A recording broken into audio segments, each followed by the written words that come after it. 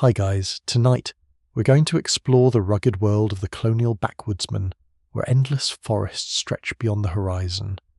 Rivers carve silent paths through ancient valleys, and the edge of settlement feels as uncertain as tomorrow's sunrise. You find yourself standing where the comfortable world of towns quietly disappears behind you. Ahead waits a land filled with towering trees, drifting mist, hidden trails, and opportunities balanced carefully beside danger. Every sound seems louder here. Every decision matters just a little more. It is a place where ordinary families slowly become extraordinary simply because daily life asks so much of them. So, before you get comfortable, take a moment to like the video and subscribe, but only if you genuinely enjoy what I do here.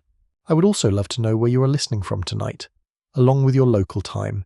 It is always remarkable to imagine people from every corner of the world quietly sharing the same journey into history. Now dim the lights.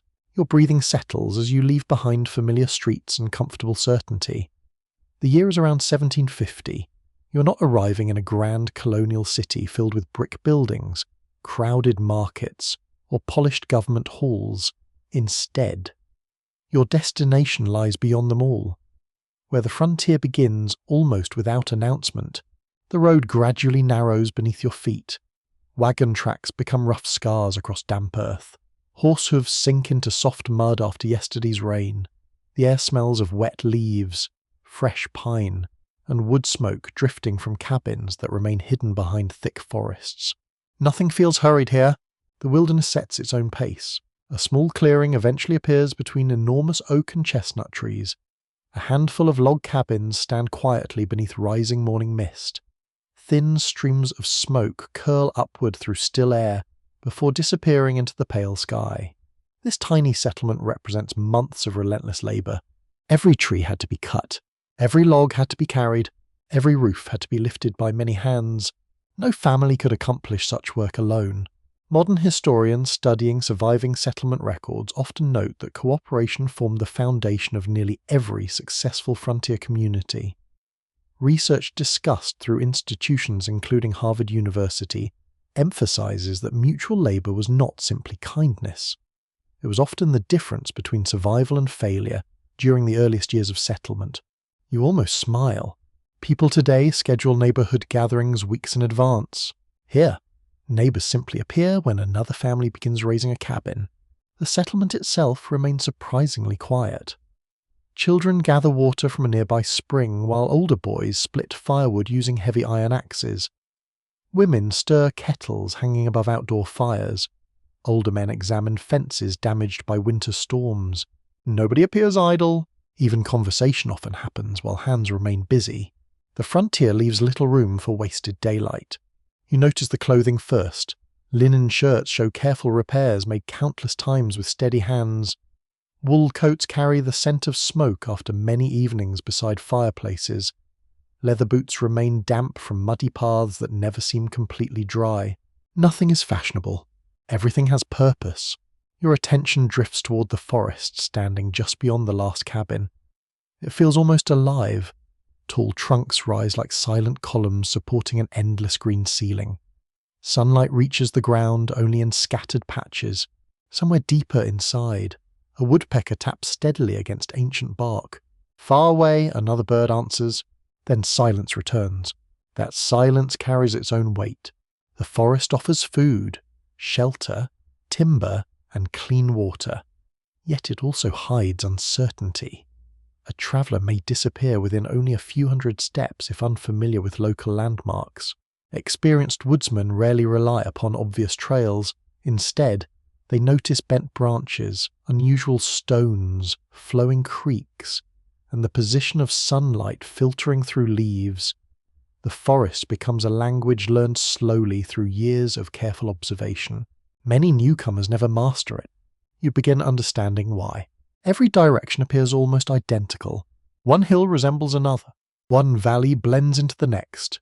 Yet long-time settlers move confidently between them as though walking familiar streets. Some historians argue that frontier knowledge developed mainly through European adaptation to North American landscapes. Others suggest the process depended heavily upon practical lessons shared through contact with indigenous communities. Historians continue debating exactly how rapidly colonial settlers adopted local wilderness techniques, because surviving evidence reflects many different regional experiences rather than one universal story.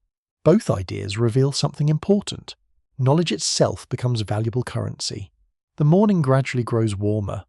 Sunlight pushes away lingering mist while insects begin humming above damp grass. You hear distant chopping echo through the valley. Someone has already started clearing another section of forest. The work never truly ends. A single acre requires remarkable determination. Trees must fall, stumps require removal. Roots cling stubbornly beneath dark soil. Rocks emerge unexpectedly beneath every shovel. Only afterward can crops begin growing. You kneel beside rough ground where fresh earth still smells rich after recent digging. Tiny green shoots already push through the soil. Corn, beans, squash. Simple beginnings, yet entire futures depend upon these fragile plants. Failure means hunger. Success brings another year. You pause beside an elderly settler repairing a wooden fence. His hands move slowly now, though each motion reveals decades of practiced experience. He wastes neither strength nor movement. Without speaking, he points toward the nearby hills. The gesture says enough. Everything you need waits out there. Everything that may threaten you waits there too. The frontier refuses to separate opportunity from risk. One cannot exist without the other. As afternoon arrives, the settlement grows livelier. A wagon finally appears along the muddy track, its wheels creaking beneath barrels and sacks of precious supplies. Children run toward it with excitement usually reserved today for holiday mornings. Salt, iron nails, needles, powder, lead, small things, important things. The nearest larger town may lie several difficult days away depending upon weather.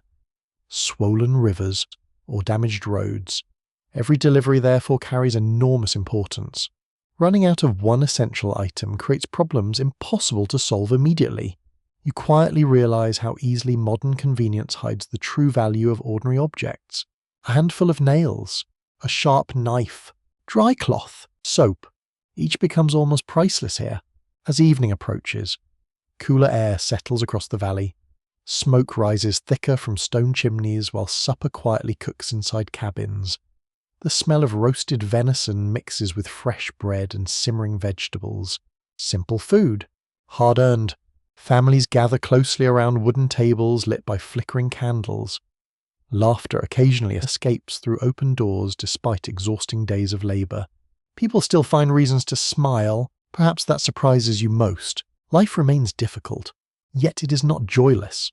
Outside, darkness slowly spreads beneath towering trees. Crickets replace birdsong. The forest becomes an ocean of shadows stretching beyond sight. You stand at the settlement's edge once more. Behind you rests one fragile community carved from wilderness through courage, patience, and relentless effort. Ahead lies an immense continent still largely unknown to these settlers. You sense that this quiet beginning marks only the first step of a much larger journey. In the coming years, the backwoods will shape remarkable people whose skills, resilience, and determination will influence generations far beyond their own lifetimes. For now, however, the firelight glows softly against rough cabin walls while the endless forest patiently waits for another sunrise. Tomorrow, the work begins again, and you will be there to witness it. Morning arrives gently rather than dramatically. The first light filters through tall branches before touching the rough walls of your cabin. A cool breeze slips through tiny gaps between the carefully fitted logs, somewhere nearby.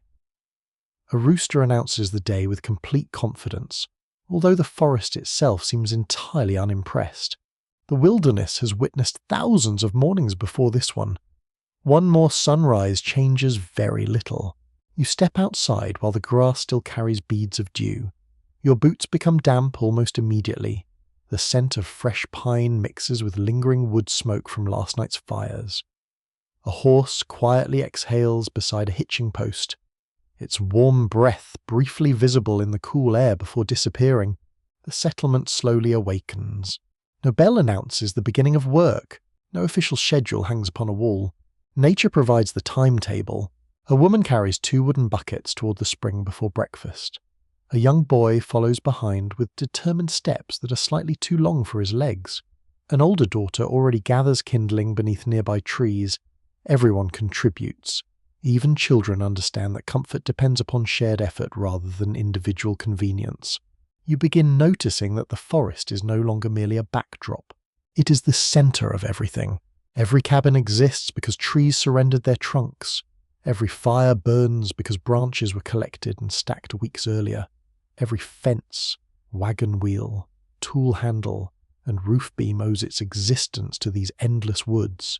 The forest feeds. The forest shelters. The forest also tests every person who enters it. You walk beside an experienced backwoodsman as he leaves the clearing without hesitation.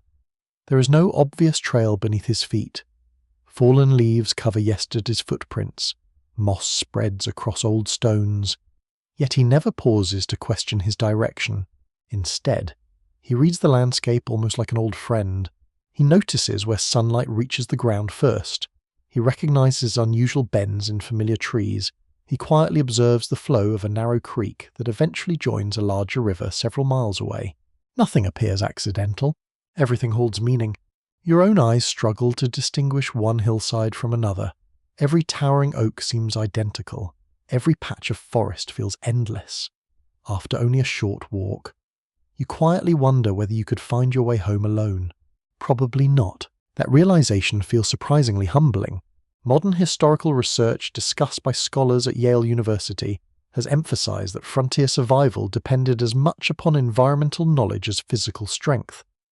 Families who learned local landscapes thoroughly generally adapted far more successfully than those who relied only upon habits brought from Europe. That observation feels completely believable. Knowledge weighs nothing, yet here it can save a life. The woodsman stops beside an enormous white oak whose trunk requires several people to surround it completely. He places one rough hand against the bark without speaking. The tree has stood here long before the first colonial cabin appeared. It has watched changing seasons for generations. You suddenly appreciate how young these settlements truly are. The forest remains ancient. The people are merely recent visitors. Farther ahead, sunlight finally reaches a small stream. Clear water moves gently over smooth stones with a steady whisper that seems almost designed to calm restless thoughts. You kneel to drink.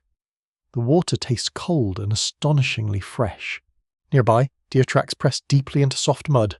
The woodsman smiles quietly. He does not celebrate. He simply notices. Observation comes before action. Every successful hunter understands this rhythm. As you continue walking, signs of daily life reveal themselves everywhere once you know where to look. Fresh cuts mark trees selected for future harvest. Carefully stacked firewood dries beneath simple shelters. Small notches carved into bark quietly guide family members toward hunting grounds or distant fields. Nothing is decorative. Everything serves a purpose. The forest itself becomes a workshop, a pantry, a pharmacy, and sometimes a school. An older woman later shows you bundles of drying herbs hanging beneath the cabin roof. She knows which plants soothe coughs, which reduce fever, and which should never be eaten at all. Her knowledge did not arrive through books alone. It grew through observation, experience, and careful instruction passed from one generation to another. Some remedies work remarkably well. Others remain uncertain. Historians continue debating exactly how much colonial herbal practice originated from European traditions and how much developed through exchanges with indigenous communities. The surviving records differ from one region to another, leaving room for thoughtful discussion rather than complete agreement. The uncertainty itself tells an important story. Frontier life rarely offered simple answers. By midday, the forest changes character. Warm sunlight reaches deeper beneath the canopy.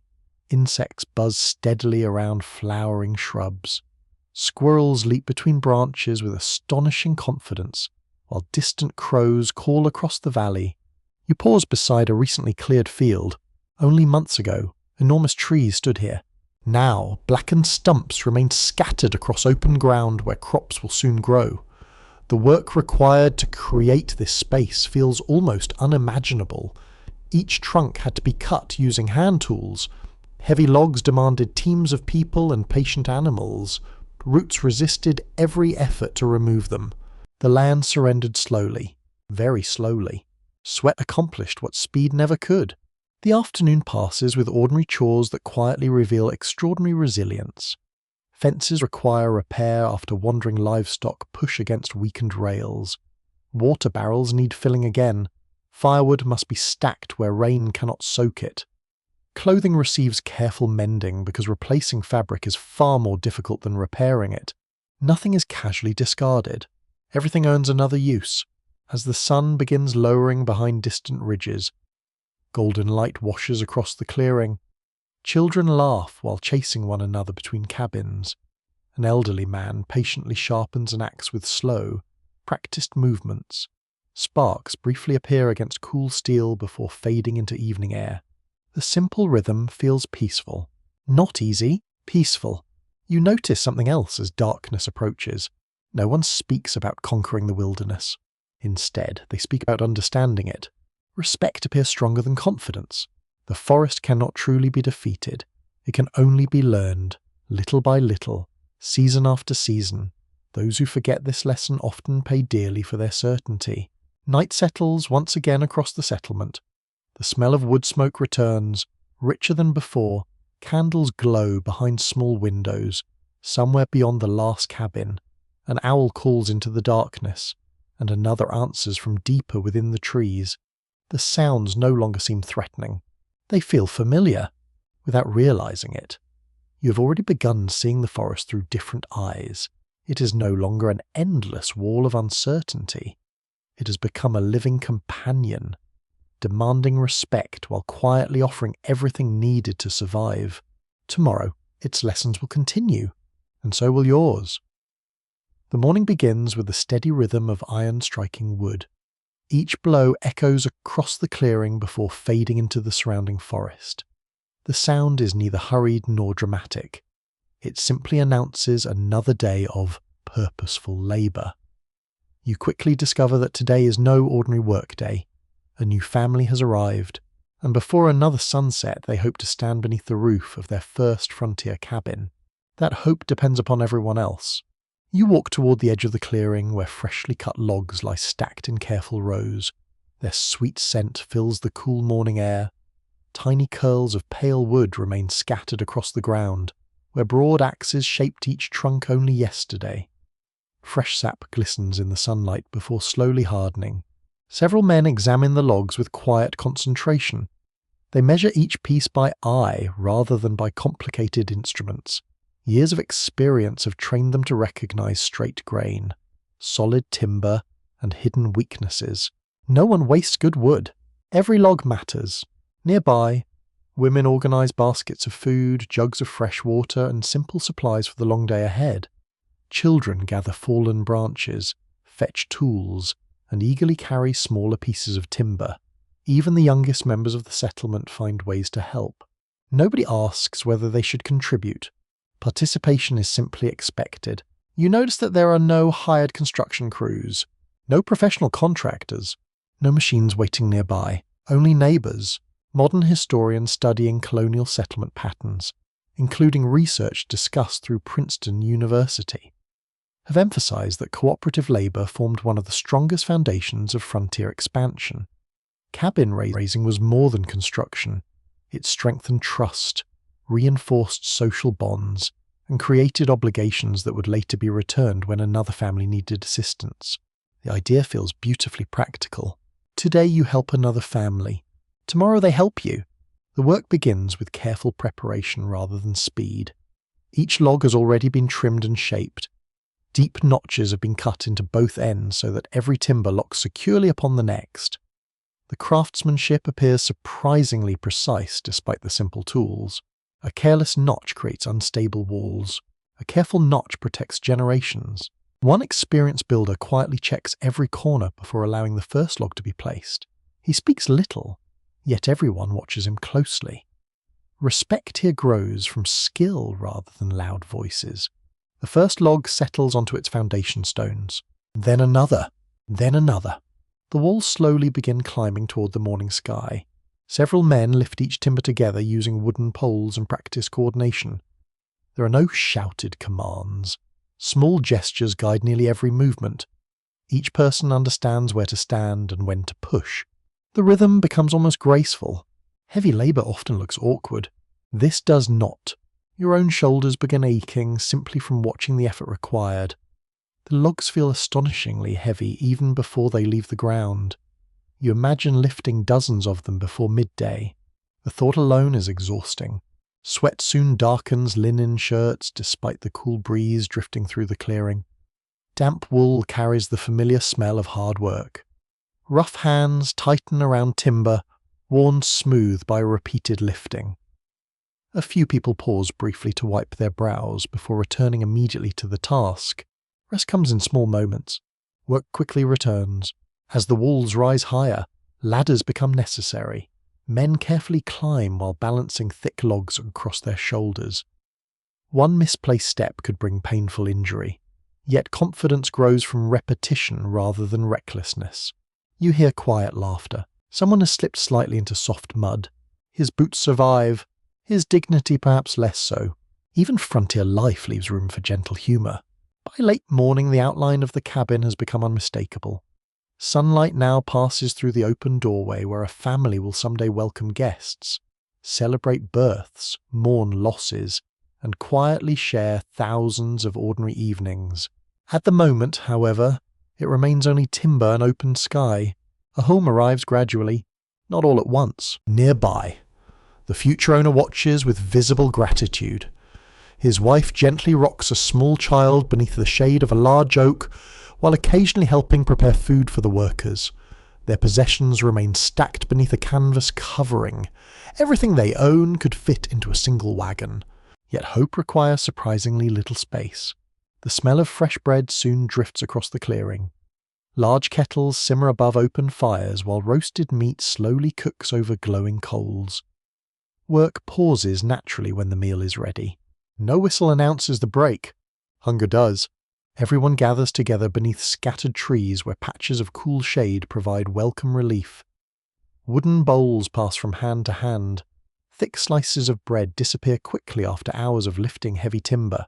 Simple food tastes extraordinary, especially after honest labour. Conversation finally grows louder.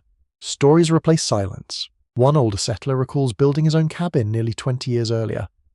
Another laughs about accidentally placing an entire wall backward before realizing the doorway faced the wrong direction. The mistake became legendary within the settlement.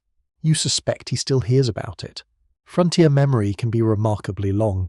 The afternoon brings perhaps the most demanding stage. Massive roof beams must be raised into position. Every person understands the importance of these final lifts. Failure now could undo an entire day's work. Strong ropes stretch tight. Wood groans softly. Slowly the beams settle into place. A quiet cheer spreads across the workers. Not because the task is complete, because the hardest part has passed. Historians still discuss how much cabin architecture varied across different frontier regions. Some scholars emphasize European building traditions adapted to local materials, while others argue that environmental conditions shaped construction methods far more strongly than inherited customs. Surviving cabins reveal evidence supporting both interpretations, reminding us that frontier architecture evolved through practical necessity rather than strict tradition alone. As the roof frame nears completion, children begin gathering small stones for the future fireplace. They treat the job with enormous seriousness, carefully choosing pieces they believe are just right. Their parents smile quietly. Every lesson begins somewhere. The chimney itself will take additional days to finish, but already the cabin feels alive. Sunlight filters between unfinished roof timbers while fresh-cut logs release their warm scent into the evening air. You step inside for a moment. The floor remains bare earth. The walls still show narrow gaps waiting to be sealed with clay and moss. Yet standing there feels strangely comforting. You can already imagine winter fires glowing within these walls. You can almost hear future conversations. A home often exists first in imagination, only afterward in timber, as sunset paints the western sky with soft gold. The final tasks come to an end. Tools are cleaned carefully before being returned to their owners. No one rushes away. Several neighbours quietly inspect the structure one last time, offering small suggestions for tomorrow's work. The new family thanks everyone individually. No grand speeches, no elaborate ceremony, simple gratitude feels enough. You look once more at the sturdy log walls standing proudly against the edge of the endless forest. This cabin is far more than shelter. It represents trust shared between neighbours, labour exchange without contracts, and confidence that one family will never truly stand alone while others remain nearby. The forest may be immense, life may remain uncertain, but tonight one more light will soon shine at the frontier, and everyone helped to make that possible. The newly raised cabin still smells of fresh timber when another quiet morning settles over the settlement. Thin ribbons of mist drift between tree trunks before the rising sun gradually warms the valley. The forest seems almost peaceful enough to invite a leisurely walk. Yet every experienced frontiersman knows appearances can be wonderfully deceptive. Today, you leave the cabins behind before breakfast. Not because adventure calls, because food does. The difference matters for families living deep within the colonial backwoods. Hunting's not a sport reserved for special occasions. It is woven into the ordinary rhythm of survival. Crops help sustain a household. But fields alone rarely provide everything a family needs. Wild game supplies meat, hides, sinew, bone, and sometimes valuable furs that can be traded for iron tools, salt, cloth, or gunpowder. The forest provides generously, only when approached wisely. You walk beside an older hunter whose movements appear almost effortless. His long rifle rests comfortably across one shoulder. A small hunting knife hangs from a worn leather belt polished by years of use. A powder horn swings gently against his side with each careful step. Nothing about him seeks attention. Everything about him reflects experience. The settlement disappears behind you surprisingly quickly, within minutes. The sounds of chopping axes and morning conversation fade into silence. The forest absorbs every echo. Only birds, rustling leaves, and distant flowing water remain. You notice something unexpected. The hunter rarely speaks. Conversation belongs to the cabin. Observation belongs to the woods. He pauses beside a patch of damp earth where soft mud preserves delicate tracks from the previous evening. At first you see little beyond scattered marks. Then your eyes slowly begin recognizing patterns. 2 deer, a raccoon, several wild turkeys, 1 fox. The hunter studies each impression with patient attention before quietly moving forward. Every footprint tells part of a story. The depth reveals weight. The sharpness suggests how recently the animal passed. The direction hints at where it may be travelling. The ground becomes a written page. You are only beginning to learn its language. Modern historians, drawing upon colonial journals and surviving hunting accounts, examined by scholars at the University of Chicago, note that successful frontier hunters relied upon careful environmental observation far more than exceptional marksmanship alone. Reading weather, animal behaviour, seasonal movement, and terrain often determined success before a rifle was ever raised. That becomes obvious rather quickly. A careless hunter startles game long before seeing it. A patient hunter often notices signs hours in advance. The air itself feels different beneath the dense canopy. It carries the rich scent of damp leaves, moss, and fertile soil slowly built over countless generations. Sunlight filters through branches in scattered patches, never remaining still for long as gentle breezes stir the leaves overhead. A squirrel suddenly races across a fallen log. You instinctively turn your head. The hunter does not. He already heard it. His attention remains focused farther ahead. You continue deeper into the woods until reaching a narrow stream flowing quietly between smooth stones. Fresh water reflects the bright morning sky in broken ribbons of silver. Several deer have recently crossed here, leaving clear tracks along the muddy bank.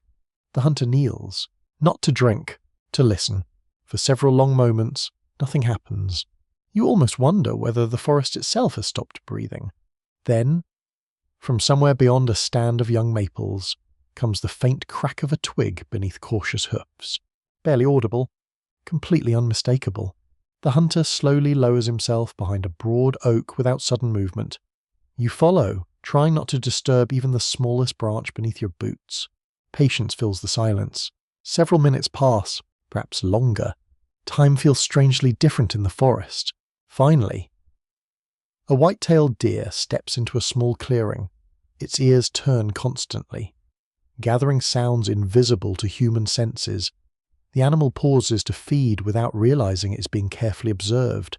The hunter studies the deer far longer than you expect. He does not rush. He waits until the opportunity feels certain. The rifle rises smoothly, one controlled breath. Then a single shot echoes across the valley. Birds burst upward from nearby trees. Silence quickly follows. The deer falls swiftly. There is no celebration, only quiet gratitude. The hunter removes his cap for a brief moment before approaching the animal. He wastes nothing. Every useful part will serve a purpose. Meat will feed several families. The hide will become leather. Bones may provide tools. Sinew can strengthen equipment. Nothing disappears without value. Life on the frontier leaves little room for wastefulness. You help carry portions of the animal toward a temporary camp where the work of preparing the meat begins. Fresh wood smoke soon rises from a carefully built fire.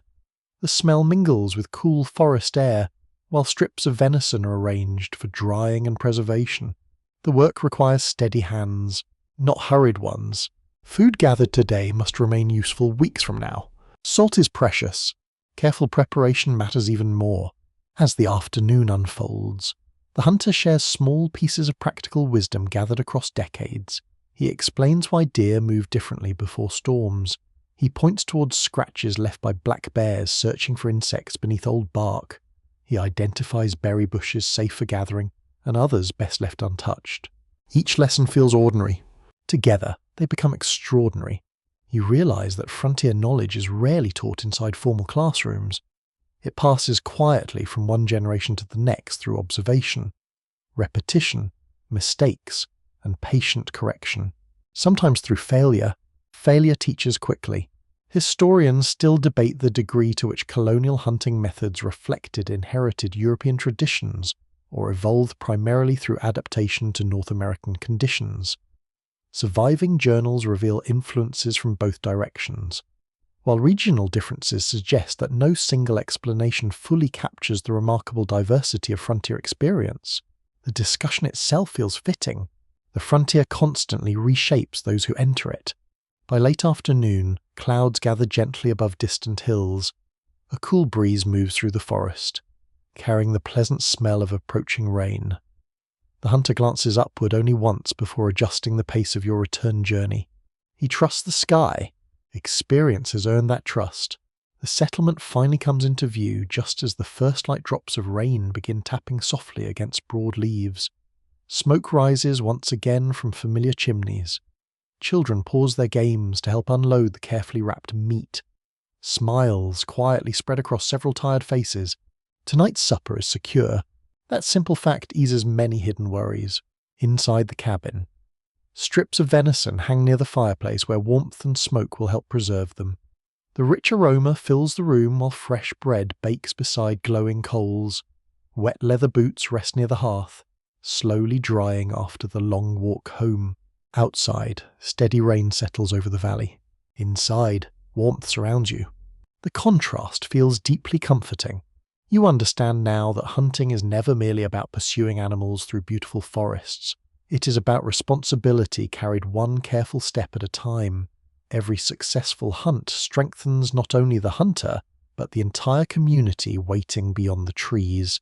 The wilderness has offered another gift today. Tomorrow it may demand another lesson, and you are beginning to understand both. The steady rain continues through much of the night. You fall asleep listening to thousands of tiny drops tapping softly against the wooden roof above you. By morning the storm has moved eastward, leaving the settlement wrapped in cool, clean air. Every leaf glistens beneath fresh sunlight. The forest smells richer than before, filled with damp earth. wet bark, and the quiet promise of another working day. Today, however, the forest is not simply a place to gather food. It is land waiting to become a farm. You stand beside several settlers at the edge of a heavily wooded hillside. Before you rises an almost unbroken wall of towering oak, maple, hickory, and chestnut trees. Their trunks seem impossibly large.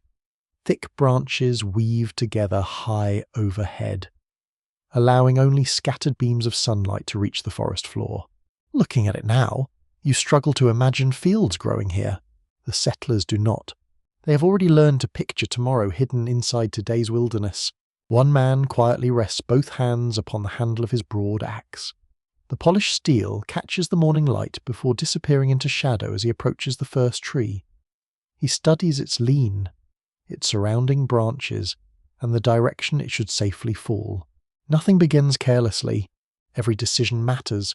The first swing lands with a heavy crack that echoes through the valley. Then another. Then another.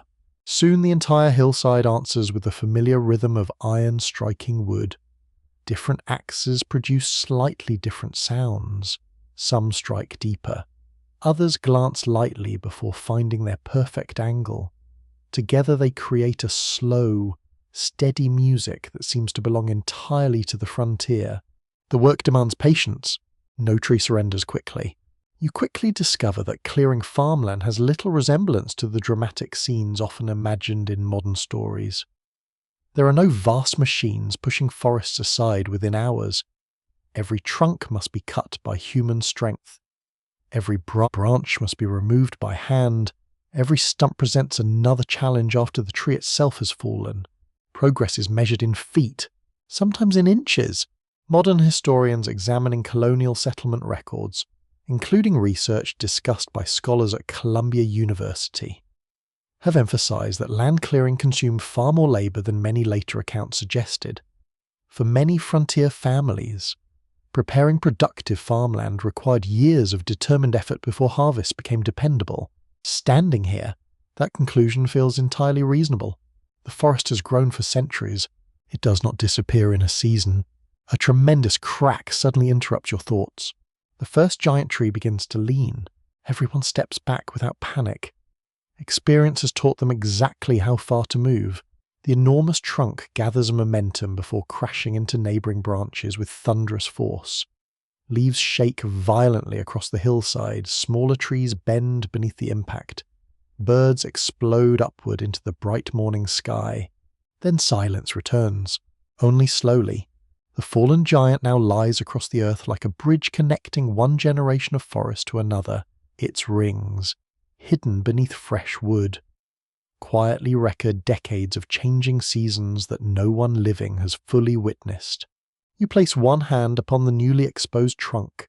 The wood still feels alive, warm from the morning sun. Nearby, another group immediately begins removing branches. Nothing waits for tomorrow if it can be done today. Straight sections become future cabin logs, fence rails, tool handles, wagon parts, and firewood. Crooked pieces find other purposes. Very little is discarded. Timber's too valuable. Even bark may prove useful. As the hours pass, your shoulders begin aching from helping drag heavy branches into organized piles. Thick gloves protect your hands only partially. Rough bark still scratches your skin. Damp soil clings stubbornly to every boot. Sweat soaks your linen shirt despite the pleasantly cool breeze moving through the clearing. Hard work changes how time feels. The morning disappears almost unnoticed. By midday, smoke begins rising from several carefully controlled fires where brush and smaller limbs slowly burn. The smell of green wood mixes with damp earth and drifting ash. Tiny sparks occasionally rise into the still air before fading harmlessly. The settlers remain cautious. An uncontrolled fire could destroy everything.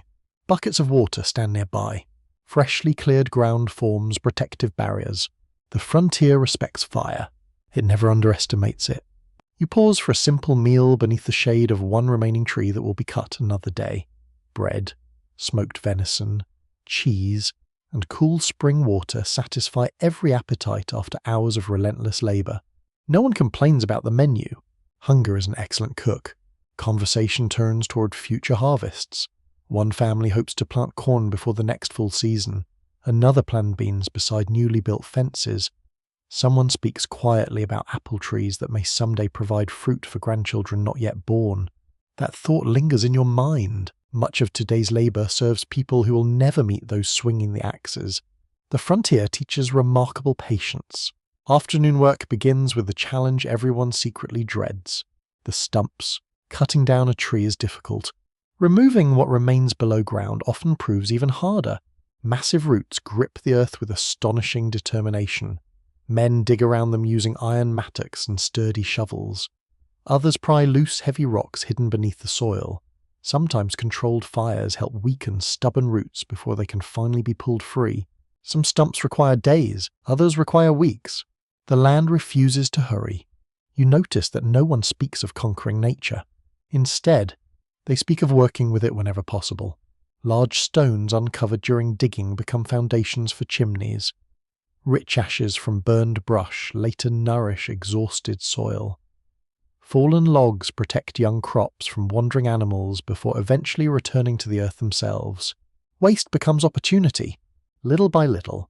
Historians still debate whether frontier agriculture expanded primarily through careful adaptation to local environments or through the gradual replacement of natural landscapes with European farming practices. Archaeological evidence and surviving farm records support elements of both interpretations, suggesting that colonial agriculture evolved through continual adjustment rather than following a single fixed model. The discussion reflects what you witness today. Nothing about the frontier remains simple. Every solution creates another challenge. As the afternoon light softens, the newly cleared patch begins resembling a future field rather than a damaged forest. Blackened brush piles send thin streams of smoke into the evening sky. Several sturdy tree stumps still stand like silent reminders of the woodland that occupied this place only yesterday. Children arrive carrying wooden buckets filled with water for the workers. Their small boots sink into loose soil while they carefully avoid sharp branches scattered across the clearing. One little girl proudly hands her father a fresh drink. His tired smile says everything. Family remains the true reason behind every blister earned today.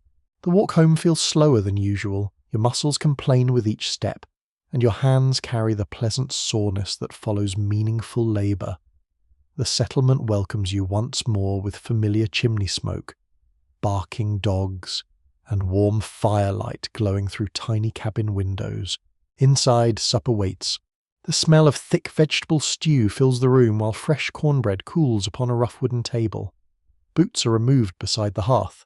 Damp clothing hangs near the fire to dry before tomorrow's work begins again. Outside, the forest stands quietly beneath the fading light. It has lost only a tiny piece of itself. Yet within that small clearing lies the beginning of another family farm, another harvest, and another generation that will call this frontier home. The transformation is slow, almost invisible from one day to the next. But year after year, patient hands continue reshaping the wilderness, not through sudden triumph, but through steady determination that never asks for applause. Tomorrow, another tree will fall, another field will grow, and another chapter of the backwoods will quietly unfold. The first light of dawn reaches the settlement before anyone speaks. A pale glow slips quietly across the cabin walls, touching stacked firewood, hanging tools, and the smooth handles worn by countless hard-working hands. The air carries the familiar scent of wood smoke mixed with cool morning dew.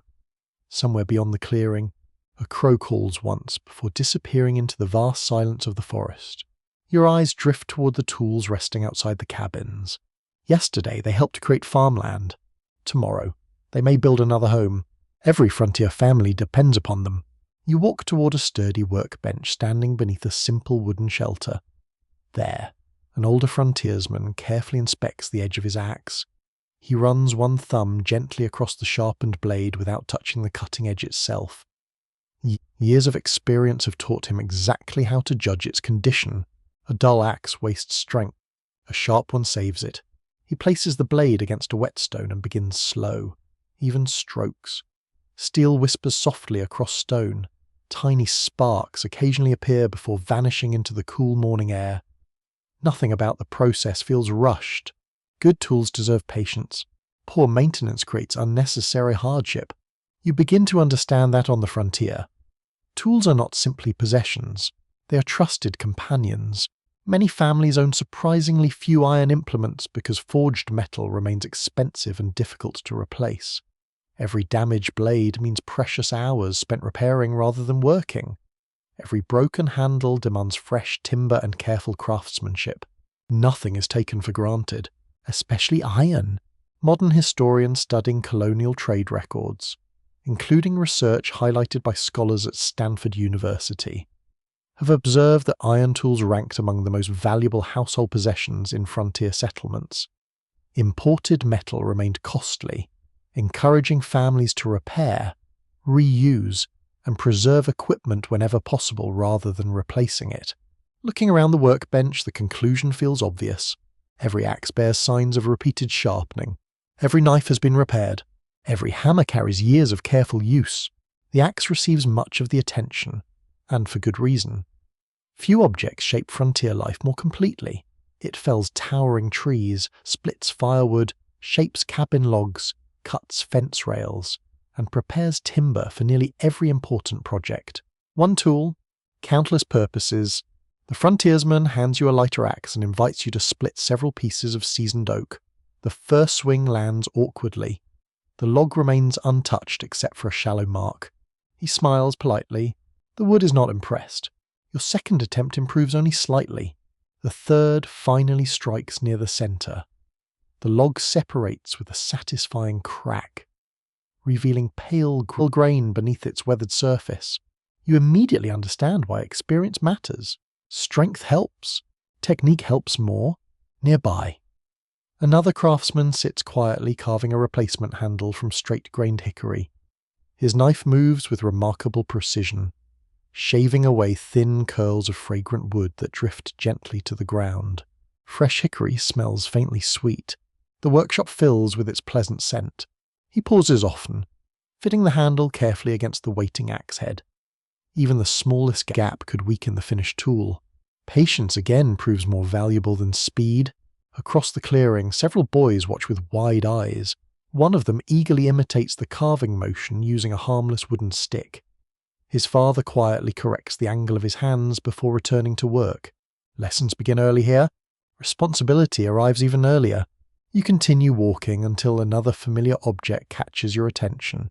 The long rifle, unlike the heavy military muskets carried by many regular soldiers. Frontier rifles often feature longer barrels and carefully cut grooves inside them. These grooves help spin the bullet, improving accuracy at greater distances. Loading remains slow. Accuracy rewards patience. The owner carefully disassembles the weapon for cleaning after yesterday's hunt. Black powder residue must be removed thoroughly.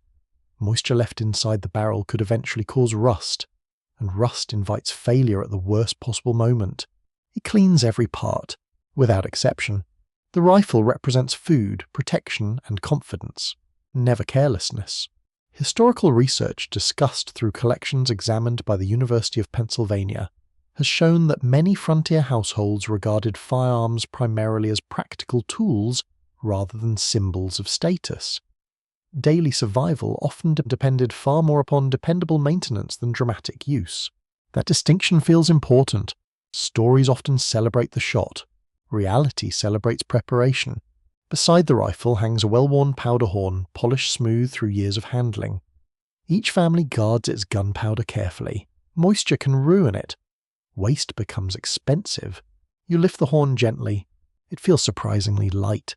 Its value lies not in weight, but in what it contains. Nearby rests a small leather shooting pouch holding lead balls, patches of cloth, flints, and other simple necessities.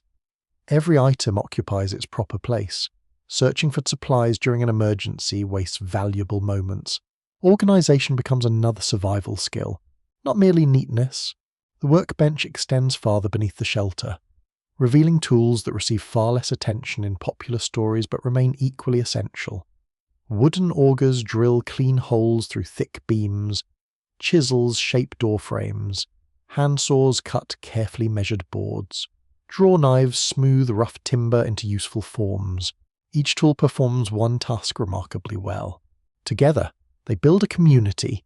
A cooper nearby repairs a wooden barrel whose iron hoops have loosened after months of use. Without barrels, storing grain, flour, salted meat, and fresh water becomes vastly more difficult. Ordinary objects quietly support extraordinary lives. That truth repeats itself everywhere. By midday, the settlement hums with purposeful activity. The ringing of hammer against iron echoes from a small blacksmith's forge. Warm air carries the unmistakable smell of hot charcoal mixed with heated metal. You step closer. The blacksmith withdraws glowing iron from the fire using sturdy tongs. Bright orange metal briefly illuminates his weathered face before he places it upon the anvil. Hammer strikes follow.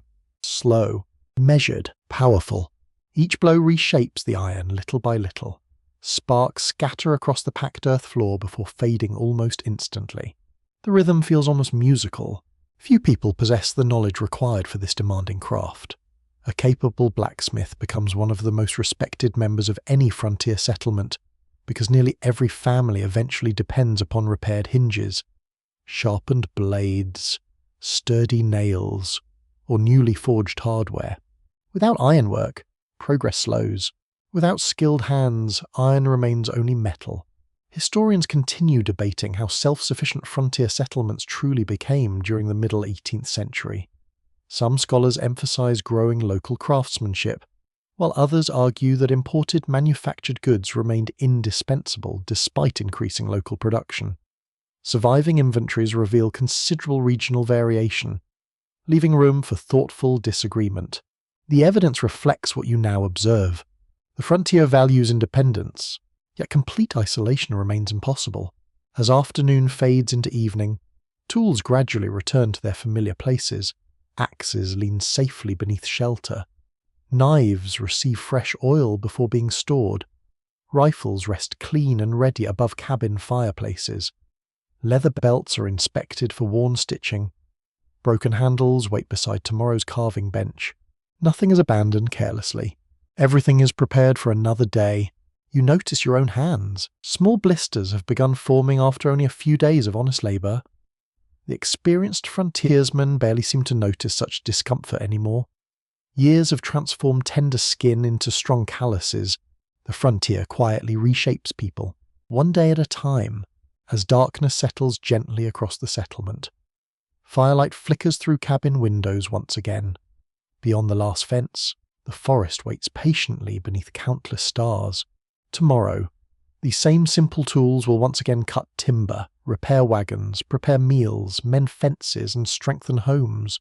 Their quiet work rarely appears in heroic stories. Yet without them, no frontier story could ever exist.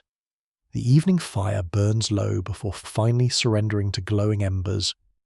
Outside, the forest settles into its familiar chorus of crickets, distant owls, and leaves shifting gently beneath a cool breeze. Sleep comes naturally after another day of steady labour. No one lies awake wondering whether tomorrow will be busy. They already know. Morning always arrives carrying another list of necessary tasks. You wake before sunrise to the soft sound of someone kneading bread dough on a sturdy wooden table. The rhythm is gentle, almost soothing. A small iron kettle hangs above the fireplace where yesterday's coals have been coaxed back into life. Thin ribbons of smoke drift upward through the stone chimney, carrying the comforting smell of burning oak. The cabin feels warm despite the cool air outside. Not luxurious, simply welcoming. You begin noticing that frontier homes revolve around more than shelter. They become workshops, kitchens, classrooms, sick rooms, and gathering places all at once. Nearly every corner serves more than one purpose. A table used for breakfast becomes a place to mend clothing before midday. A bench beside the fireplace becomes a bed for a visiting neighbour when necessary. Space is limited. Ingenuity is not.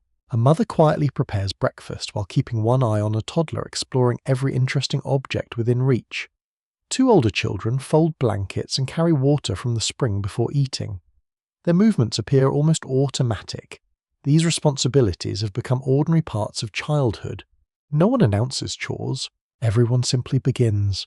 Modern historians examining family records and probate inventories, including studies discussed through Yale University, have emphasized that colonial frontier households relied upon the labor of every family member. Survival depended less upon strict specialization than upon flexibility, with men, women, and children regularly adapting to changing seasonal needs. Watching the morning unfold, that observation feels entirely natural. Everyone contributes. Everyone learns. Breakfast itself remains simple: thick porridge, fresh bread, smoked venison, and cool spring water provide enough energy for another demanding day. The conversation around the table is quiet. People discuss weather, fence repairs, and the condition of newly planted fields rather than distant politics or fashionable gossip. Those subjects belong elsewhere. Here, practical matters come first, after the meal. The youngest children gather beside an elderly grandmother seated near the window where the morning light falls gently across her lap. She teaches them letters using a worn Bible and a smooth wooden board dusted lightly with fine sand. Each letter is traced carefully, then erased, then traced again. Formal schooling remains uncommon in many isolated settlements, especially where teachers are scarce and travel proves difficult. Parents and grandparents often carry the responsibility of passing along reading, writing, and practical knowledge whenever time allows. Education happens between chores, not instead of them. Outside, you follow a father and his oldest son toward the livestock enclosure. The boy cannot be more than 12 years old, yet he already handles responsibilities that would surprise many people today. He checks the fence carefully, examines the animals for signs of illness, and repairs a loose rail without waiting to be instructed. His father watches quietly, occasionally correcting, mostly observing. Confidence grows through practice rather than praise alone. The relationship between parent and child feels different from modern expectations.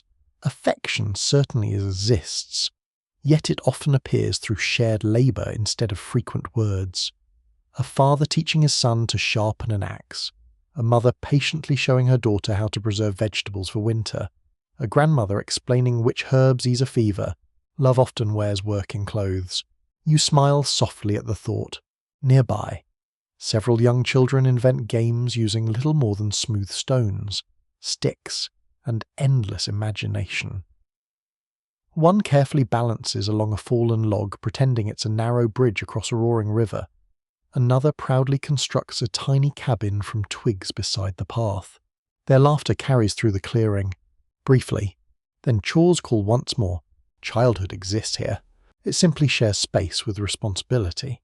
By midday, a neighbor arrives carrying a small bundle wrapped in clean linen.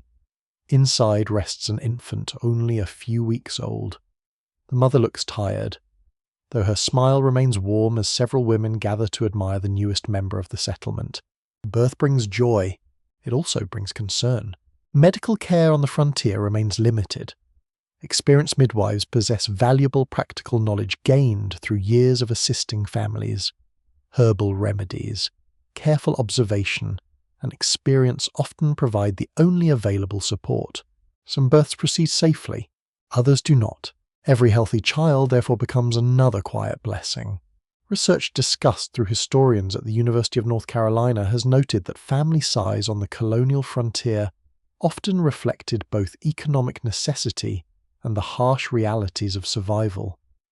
Large families could provide valuable labor, yet illness and high childhood mortality remained painful realities for many households. The settlement understands this truth without speaking about it often.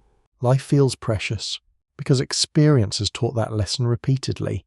As afternoon unfolds, you visit another cabin where an elderly man rests beneath a wool blanket near the fireplace. His breathing sounds heavier than usual. Neighbors quietly deliver fresh soup, chopped firewood, and extra water without expecting payment. No written agreement exists. None is needed. Someday another family may require similar kindness. Community becomes a form of insurance, one impossible to purchase. Historians continue debating whether frontier settlements developed stronger communal traditions than older colonial towns, or whether necessity simply made cooperation more visible. Surviving letters and local records reveal examples supporting both interpretations, reminding us that every community possessed its own unique character. The debate feels appropriate. Human nature rarely follows one pattern. Later, you help a young mother hang freshly washed clothing upon a simple line stretched between two sturdy trees. Cool afternoon air carries the pleasant smell of clean linen drying beneath the bright sun. Children chase butterflies through the grass while older siblings quietly gather eggs from a nearby chicken coop. Ordinary moments accumulate. Together, they become a lifetime. As evening approaches, families gradually return from scattered fields, forests, and workshops. Boots leave muddy prints across cabin floors before being removed beside the door. Hands are washed carefully in cool water carried from the spring. The smell of simmering stew once again fills the settlement. Everyone appears tired. No one seems defeated. After supper, an older man begins telling stories beside the fireplace. He speaks about the long journey westward years earlier, the first cabin raised in this valley, and the neighbours who helped one another survive difficult winters. The children listen closely, not because they must, because these stories belong to them now. Memory itself becomes an inheritance. Outside, darkness gently settles across the forest. Fireflies drift lazily above the grass like tiny floating lanterns. The air grows cooler, carrying the scent of pine and distant wood smoke. Inside the cabin, families prepare for another night. Blankets are unfolded, candles burn lower. Quiet conversation slowly gives way to comfortable silence. You realize that the frontier is sustained by far more than strong arms or sharp tools. It is sustained by families, by patient teaching, by shared burdens, by ordinary acts of kindness repeated so often they become traditions. These quiet moments may never appear in grand paintings or famous speeches, yet they form the true heart of the colonial backwoods. And tomorrow, that heart will continue beating with another sunrise. Another clear dawn unfolds across the backwoods. A thin layer of mist hovers above the nearby creek before slowly dissolving beneath the growing warmth of the sun. The settlement stretches awake one familiar sound at a time. A cabin door creaks open. A horse stamps gently against the damp earth. Someone splits kindling for the morning fire. The quiet rhythm has become comforting, almost predictable. The journey waiting today is anything but predictable. You are leaving the settlement. Not forever. Only long enough to understand how isolated this place truly is. A frontiersman tightens the leather straps holding supplies inside a sturdy pack. A small sack of cornmeal, dried venison, a water flask, spare flints, and a neatly folded blanket make up nearly everything required for several days of travel. There is no room for unnecessary weight. Every item earns its place. The destination is a trading settlement many miles away, where families exchange furs, surplus crops, and handmade goods for tools, salt, cloth, and other necessities that cannot easily be produced at home. The distance does not sound impressive. The journey certainly is. You leave shortly after sunrise. The path leading away from the cabins is little more than 2 narrow wagon tracks worn into the earth. Overnight rain has left long stretches of sticky mud that clings stubbornly to your boots. Each step requires slightly more effort than expected. Travel becomes work. Before the destination even appears, the road twists gently through forests where sunlight struggles to reach the ground. Fallen branches occasionally block the route. Deep wagon ruts fill with standing water. At one point, a large tree has recently fallen across the path, forcing everyone to climb carefully over its broad trunk before continuing. No one complains. Obstacles are expected. The road owes no traveller an easy passage.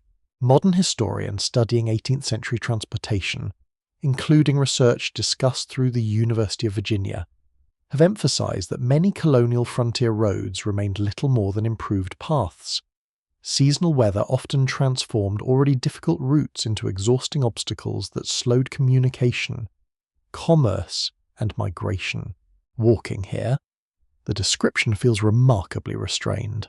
The road challenges every step. You soon reach a narrow stream swollen slightly by yesterday's rain. There is no graceful stone bridge waiting to carry travellers across. Instead, several flat rocks and a fallen log provide the only crossing. The frontiersman pauses. He studies the current. Not because the stream appears dangerous, because experience discourages assumptions. One by one, everyone crosses safely. Water splashes against your boots as you balance carefully along the damp log. For a brief moment, you imagine carrying a heavily loaded wagon instead of a light pack. The thought alone is tiring. The forest gradually opens into rolling hills where scattered clearings reveal isolated farms built far from one another. Smoke rises quietly from distant chimneys. Tiny fields of corn shimmer beneath the morning breeze. Chickens wander freely while cattle graze behind rough split-rail fences. Each farm feels like its own small world, separated by miles, connected only through determination. You stop briefly beside one homestead where an elderly couple offers cool water from a freshly drawn well. They ask simple questions about road conditions, weather farther east, and whether traders have recently passed through the valley. News travels slowly. Conversation helps carry it, without newspapers arriving every morning or messages delivered instantly. Ordinary travellers become valuable sources of information. One family learns about a new mill being built several days away. Another hears that a bridge washed out after heavy rains. Someone mentions unusually early frost farther north. Small pieces of knowledge matter, sometimes greatly. By midday, the road begins climbing toward a mountain gap. The incline grows steeper with every step. Loose stones slide beneath your boots while exposed tree roots cross the path like natural stairways. You pause often, not from weakness, from honest fatigue. The view from the ridge rewards every effort.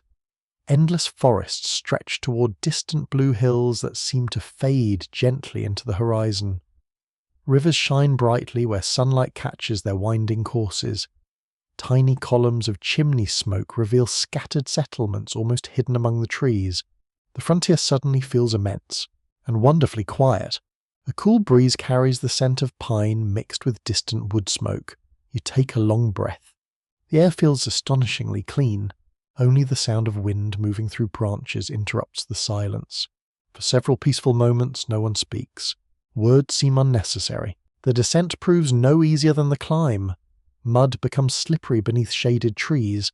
Wagons moving this route frequently require several people to steady their wheels on steep slopes. Broken axles remain an ever-present concern. Travel demands constant attention. Carelessness quickly becomes expensive. As afternoon stretches onward, you finally encounter another group of travellers moving in the opposite direction. Their wagon carries barrels, bundles of cloth, and several crates carefully tied beneath canvas coverings. Everyone stops, not because the road requires it, because conversation does. The two groups exchange greetings before discussing conditions farther along the trail. One traveller warns of a damaged river crossing. Another mentions fresh bear tracks near a distant creek. A third shares word that iron nails have become difficult to obtain at the trading settlement. Useful information changes hands. Without payment, the journey continues more safely because of it. Historical records preserved through colonial correspondence reveal that informal exchanges like these formed an important part of frontier communication. Travellers often depended upon one another for reliable reports about weather, road conditions, and available supplies long before official notices could reach isolated communities. You appreciate how naturally this system functions. Trust grows from shared experience, not formal authority alone. Later in the afternoon, dark clouds gather briefly above the western hills. The frontiersman glances upward before quietly suggesting a faster pace. No one argues. The first drops of rain begin falling only minutes later. Fortunately, a simple roadside shelter appears beside the trail. It is little more than a rough roof supported by sturdy posts. Yet it feels luxurious. Rain drums steadily against wooden shingles while travellers wait patiently beneath the shelter. Someone shares dried apples. Another offers a small piece of cheese. Stories begin filling the quiet space while the storm passes overhead. Strangers become companions, if only for an hour. Historians still debate how extensive organised road networks became across the colonial frontier before the American Revolution. Some scholars emphasise the rapid expansion of local transportation. while others point to persistent regional isolation caused by geography and limited resources. Surviving maps and travel journals support both perspectives, depending greatly upon the colony and terrain involved. Looking around, you suspect both arguments contain truth.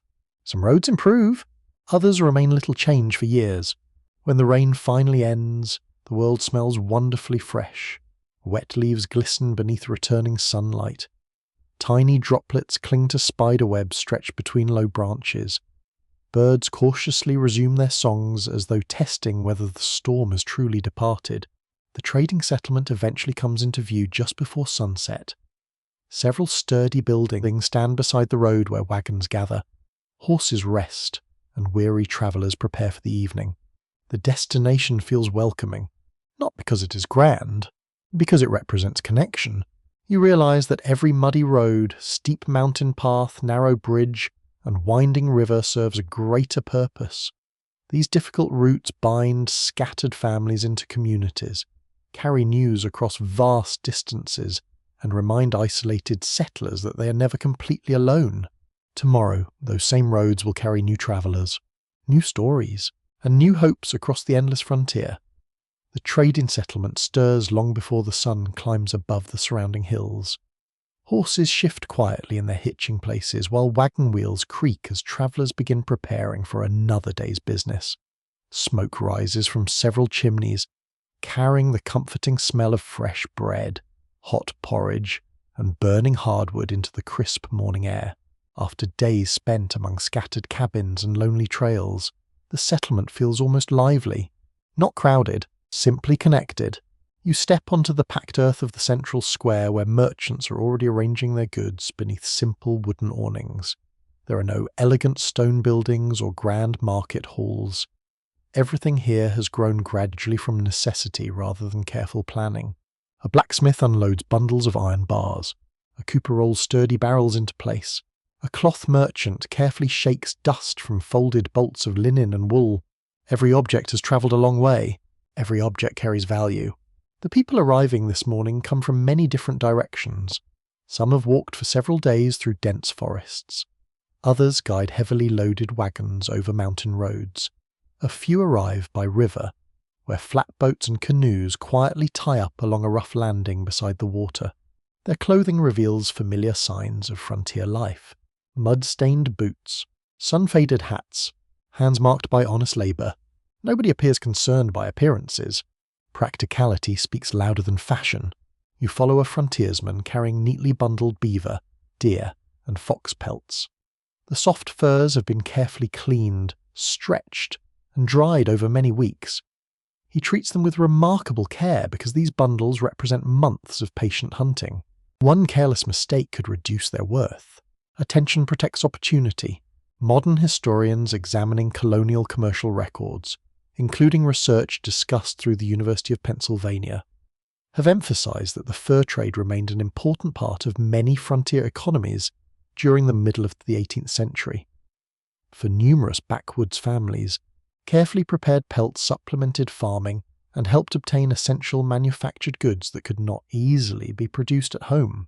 Standing among these traders, the conclusion feels entirely believable. A single successful season can fill several bundles. A poor season changes many plans. The merchant receiving the furs begins his inspection without haste. He gently lifts each pelt into the morning light, feeling the thickness of the fur and examining its condition with practiced fingers. No unnecessary words are exchanged. Experience conducts the conversation. After several quiet moments, both men nod. The trade begins, instead of coins changing hands immediately. Much of the exchange takes place through goods, fresh iron nails, fine needles, cooking pots, gunpowder, coarse salt, sturdy cloth, and sharpened tools gradually replace the bundles of fur upon the wooden counter. Money exists. Barter often proves simpler, especially where trust has grown over many years. Nearby, another farmer unloads sacks of dried beans, corn, and smoked pork from his wagon. In return, he hopes to purchase a replacement ploughshare forged from strong iron. His old one has served faithfully through countless rocky fields, but now shows deep cracks along its cutting edge. The merchant studies it carefully. Repair is impossible. Replacement becomes necessary. The farmer sighs quietly. Iron is expensive. Yet another season without a proper plough would cost even more. The choices of frontier life often resemble this one. Rarely perfect, usually practical. You continue walking through the marketplace where voices rise and fall in calm conversation. Children weave happily between wagons while carefully avoiding horses. Dogs rest beneath shaded carts, occasionally lifting their heads when tempting smells drift past from nearby cooking fires. The aroma becomes impossible to ignore. Fresh bread, roasted chicken, apple pies cooling beside open windows, strong coffee. Simple pleasures feel especially welcome after long days upon muddy roads. You pause beside a woman selling handmade candles and bars of fragrant soap. Each item has required patient effort. Melted tallow, woven wicks, carefully gathered ashes, and steady hands transformed ordinary materials into everyday necessities. Nothing appears luxurious. Everything appears useful. That may be the greatest luxury of all. Across the square, you notice another exchange unfolding between two experienced woodsmen. One offers carefully carved wooden bowls, spoons, and tool handles. The other has woven sturdy baskets from split white oak. They examine each other's craftsmanship with genuine appreciation. Neither seeks advantage. Both seek fairness. Their handshake completes the agreement. No written contract follows. Trust still carries remarkable weight. Historical evidence preserved through colonial account books suggests that personal reputation often played a significant role within frontier trade. Merchants and settlers who consistently honoured agreements found it easier to maintain long-term commercial relationships. Particularly where communities remained relatively small and familiar with one another, that truth feels almost visible here. Character travels faster than wagons. You wander toward the riverbank where several canoes have recently arrived carrying additional goods from distant settlements. Carefully wrapped bundles of tobacco, flour, and handmade textiles await unloading.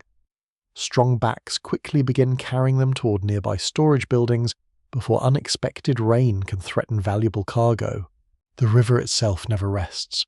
It carries people, it carries goods, it carries stories. Many frontier roads remain difficult throughout much of the year, making rivers essential highways connecting isolated communities. Even a gentle current can accomplish what exhausted horses cannot. You kneel briefly beside the landing. Cold water slips steadily past weathered wooden posts. Countless journeys have begun here. Countless others have ended by afternoon. The marketplace grows warmer beneath the bright summer sun. Canvas awnings provide welcome shade while travellers gather around cool wells to refill water flasks before beginning the journey home. Conversation drifts naturally from prices to weather, from crops to hunting, from family news to road conditions. No topic feels too small. Everything influences someone. A young boy proudly carries home a brand new iron kettle purchased after months of saving furs and surplus grain. He smiles as though holding treasure. In many ways, he is. That kettle may serve his family for decades, perhaps even longer. Nearby, an elderly merchant quietly wraps a sharpened axe head inside clean cloth before handing it to another customer. Both men know that tool will likely help build fences, split firewood, raise cabins, and clear fields for many years. Simple exchanges shape remarkable futures. Historians still debate the extent to which frontier markets operated independently from larger Atlantic commercial networks. Some scholars emphasize growing local exchange systems, while others argue that imported goods remained fundamentally important despite increasing regional production. Surviving trade records support both perspectives, revealing an economy balanced between local resourcefulness and distant connections. The marketplace itself reflects that balance perfectly. Local hands, global influences, one quietly supporting the other. As the afternoon begins fading toward evening, wagons are loaded once more. Fresh supplies disappear beneath sturdy canvas coverings. Horses receive cool water before long journeys home. Merchants carefully close wooden shutters, protecting their remaining goods until another market day arrives. The lively square gradually grows quieter. Dust settles. Footsteps fade. The settlement exhales after a busy day. You begin walking back toward the forest road, carrying only a modest bundle of supplies. Yet those simple purchases represent months of hunting, farming, careful saving, and patient work performed by countless hands across the frontier. Trade, you realize, is not merely about exchanging goods. It is about exchanging possibility. One family gains tools, another gains food, another secures materials for the coming winter. The forest may separate people by miles of wilderness, but these marketplaces quietly weave them together. Tomorrow, the road will once again carry wagons into the trees, and the life of the backwoods will continue, strengthened by every honest exchange. Morning greets you beside the river before the marketplace has fully awakened. A thin veil of mist floats above the quiet water, softening every reflection into gentle shades of silver and pale blue.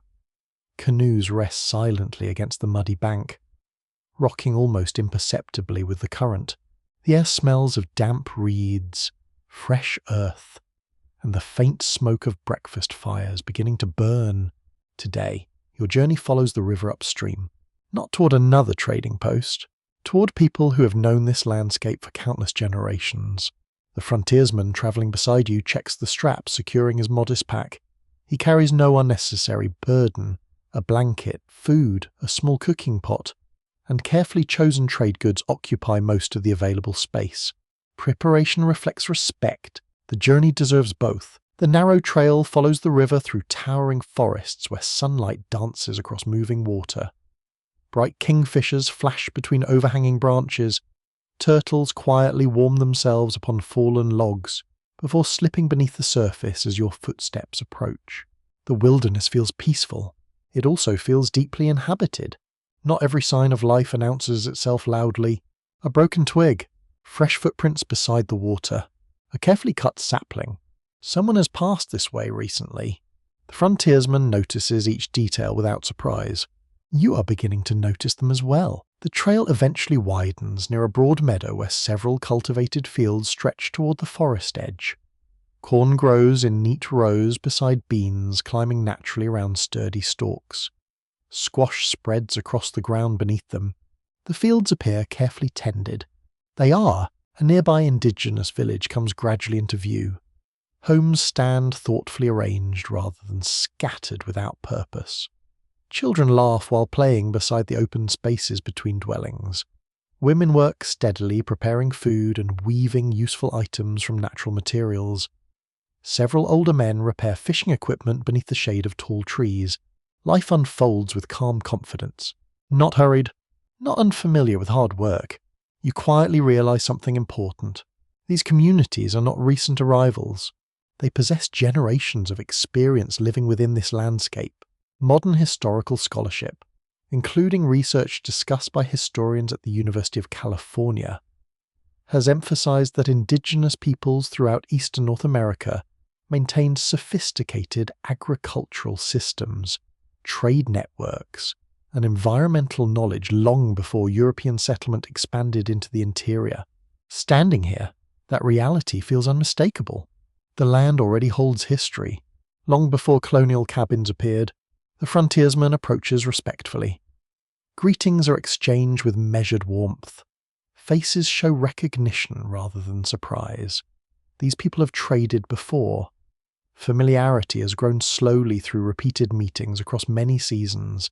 Trust develops carefully, like a forest, not overnight. Simple trade begins beneath the shade of a large oak. Iron knives, sewing needles, kettles, and cloth are placed beside carefully prepared bundles of furs, woven baskets, medicinal plants, and finely crafted items made from local materials. No loud bargaining follows, only thoughtful conversation. Each object carries labour. Each exchange carries meaning. You notice the remarkable craftsmanship displayed in everyday tools. A beautifully woven basket feels both light and astonishingly strong. Carefully carved wooden implements fit comfortably within the hand. Fishing nets reveal patient attention to every knot. Skill appears everywhere, not only where outsiders choose to notice it. Nearby, an elderly woman examines several iron needles offered during the exchange. She smiles gently before accepting them with obvious appreciation. In return, She presents beautifully woven mats whose patterns reveal remarkable precision. Neither person appears superior, both possess valuable knowledge. The morning continues peacefully as children from both communities watch one another with open curiosity.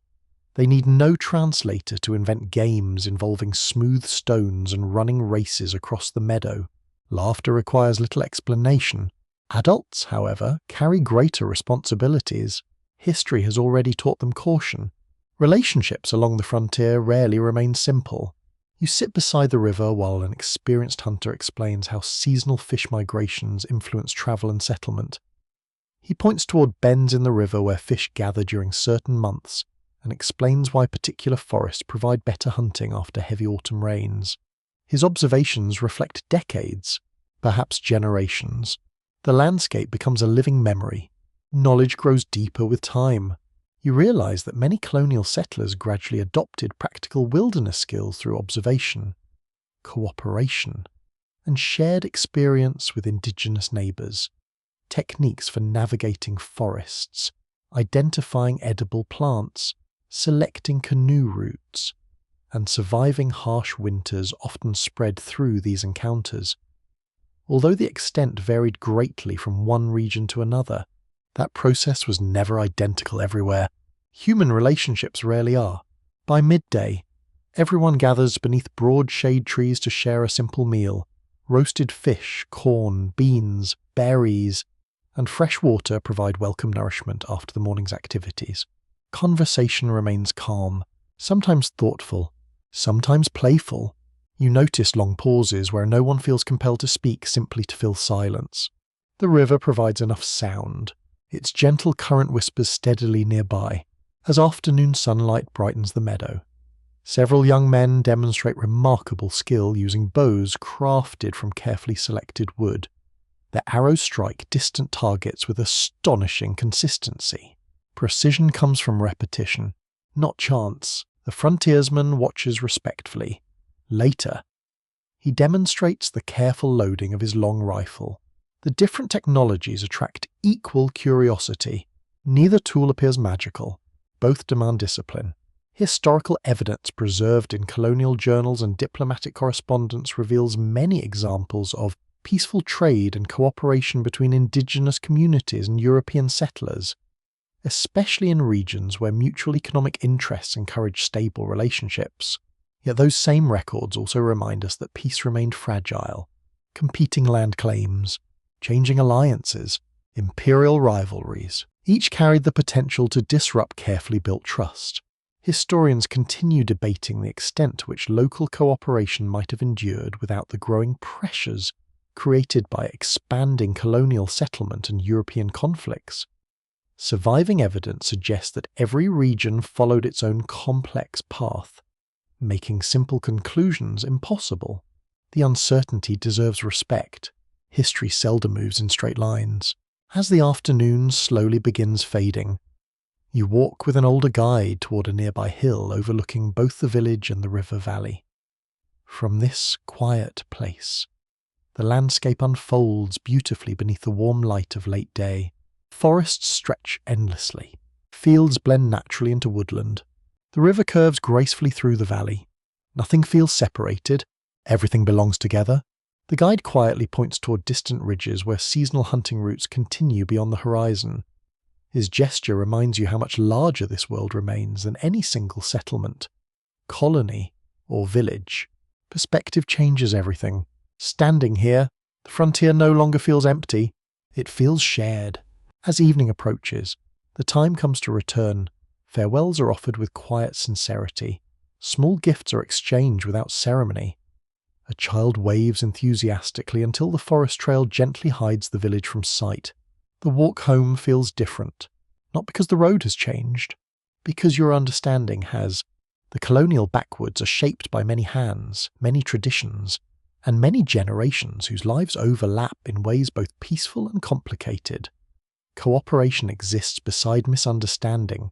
Respect grows beside suspicion. Shared knowledge travels quietly across cultural boundaries, even when larger political forces threaten those connections. The river continues flowing. The forest continues growing. and the stories carried between them remain far richer than simple legends ever suggest. The journey back from the river feels quieter than the one that carried you there. Evening settles gently across the forest, wrapping the familiar trails in long shadows and cool air scented with pine needles and damp moss. Every step seems softer now. Perhaps the wilderness has grown quieter, or perhaps you have learned how to listen. By the time the first cabin comes into view, smoke is already rising from stone chimneys. Warm orange light glows behind tiny windows. The settlement feels welcoming after several days away, not because it has become larger, but because it has become familiar. Home often reveals itself through ordinary details: the smell of supper, the bark of a trusted dog, the sound of an axe being returned to its place. Tonight, however, another gathering quietly awaits. It is the evening chosen for worship. There is no impressive church standing in the middle of the settlement. No tall stone tower reaches toward the sky. No stained glass fills the room with brilliant colours. The frontier cannot yet afford such luxuries. Instead, neighbours gather inside the largest cabin. It is enough. Wooden benches have been carried inside from several homes. Children squeeze together beside parents. Elderly settlers settle carefully near the warm fireplace where the heat eases aching joints after another demanding week. The room fills gradually. Nobody arrives in fine clothing. Clean clothing is sufficient. A man carefully places a well-used Bible upon the simple wooden table that serves as a pulpit. The leather cover has softened through years of careful handling. Several pages show signs of repeated reading. Candles flicker gently nearby, filling the room with the warm scent of melted beeswax. Silence settles naturally, not because anyone demands it, but because everyone welcomes it. The man chosen to lead the gathering is not a full-time minister.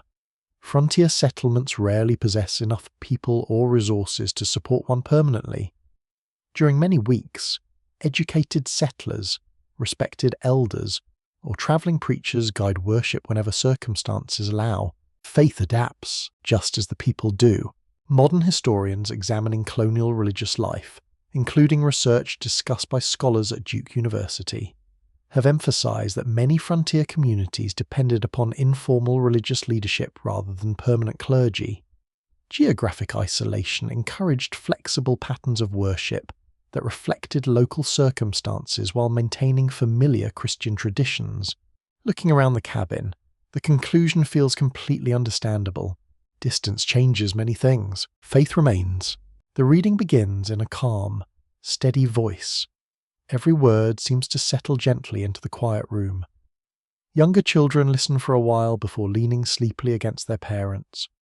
Older boys sit unusually still, perhaps sensing that this hour differs from ordinary evenings. The fire crackles softly. Rain begins tapping against the roof. No one appears distracted. When the reading ends, several familiar hymns rise quietly through the cabin.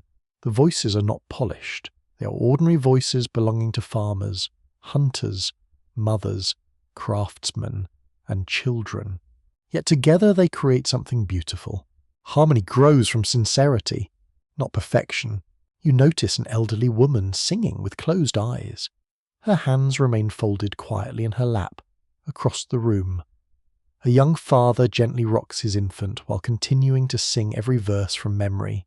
Faith here feels deeply practical. It accompanies births. It comforts illness. It strengthens weary spirits after difficult harvests. It offers hope when answers remain uncertain.